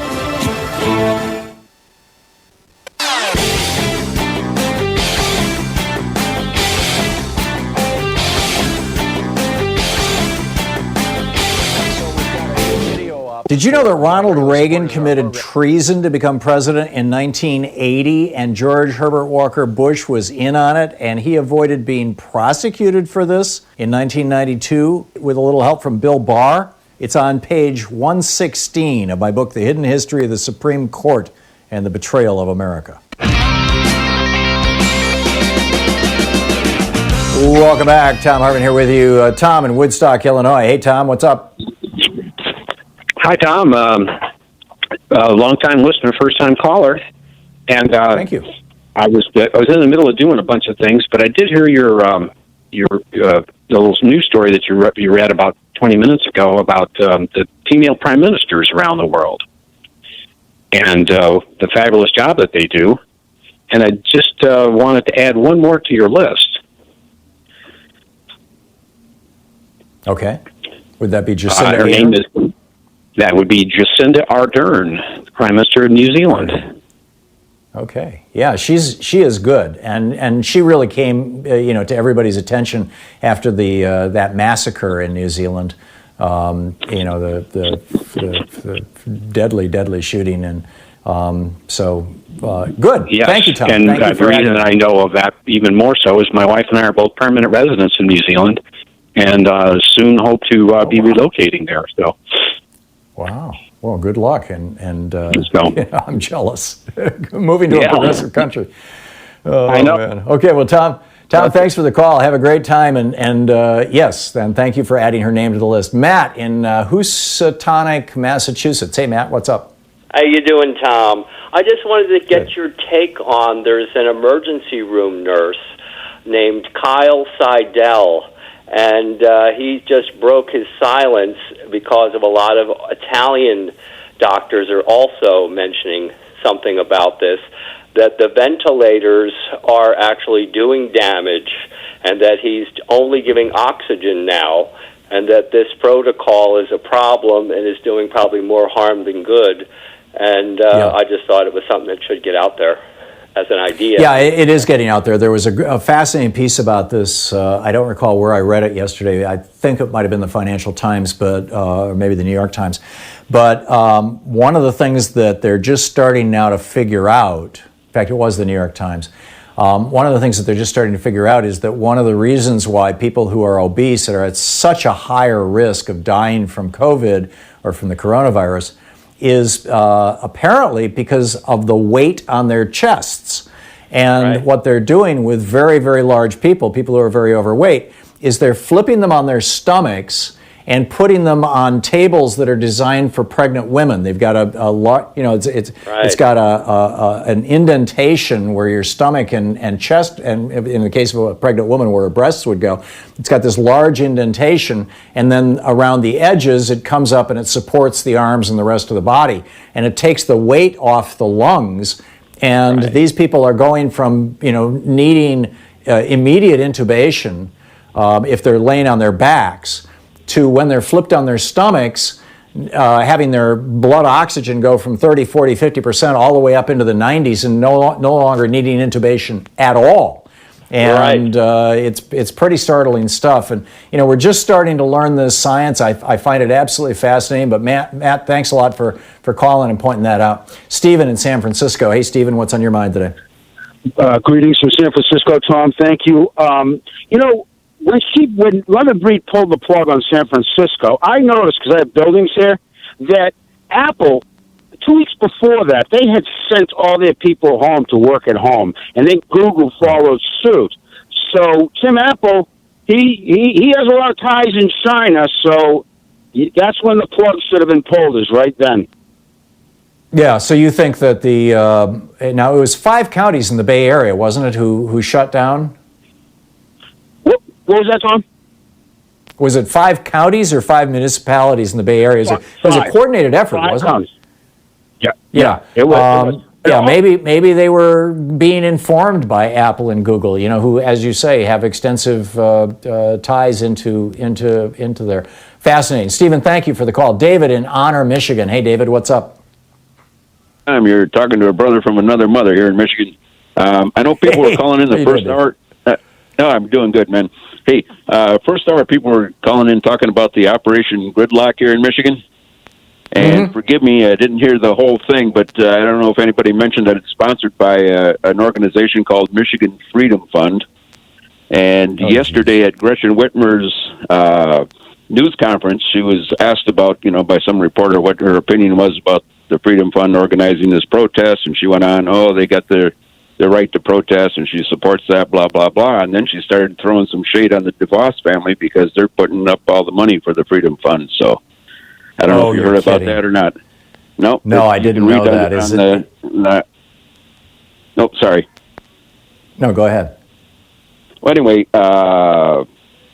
Yeah, so of course the Freedom Fund and the DeVos family spokesman and all that kind of stuff are denying that, but you can read about it on the Free Press, the Lansing State Journal website. So, I will have to check that out when I get off the air, Dave. It doesn't surprise me. I mean, the DeVos family, Dick DeVos, Betsy DeVos, they made their fortune with this Amway scam, the multi-level marketing thing. Oh yeah, and they're worth billions and billions of dollars. And Betsy has been working for years she's got half the schools in Michigan now privatized. I mean, she's just devastated public education in Michigan. Oh yeah, I'm a retired teacher. I know all about it. So. Oh geez. And if you want, I can read her quote. It's one sentence here that she said. I think it's really inappropriate for a sitting member of the United States President's cabinet to be waging political attacks on any governor, but obviously on me here at home and blah blah blah. So anyway, just tune you into that. Thank you for that, Dave. I will go check that out as soon as I get off the air. I appreciate the call, and thanks for listening to us on SiriusXM. Thank you for being with us today. We'll be back tomorrow, same time, same place.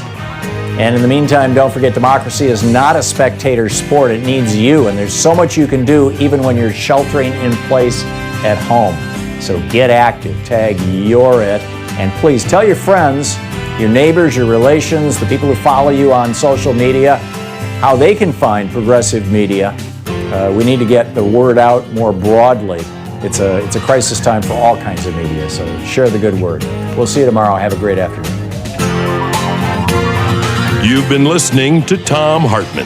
For audio and video archives, visit thomhartmann.com.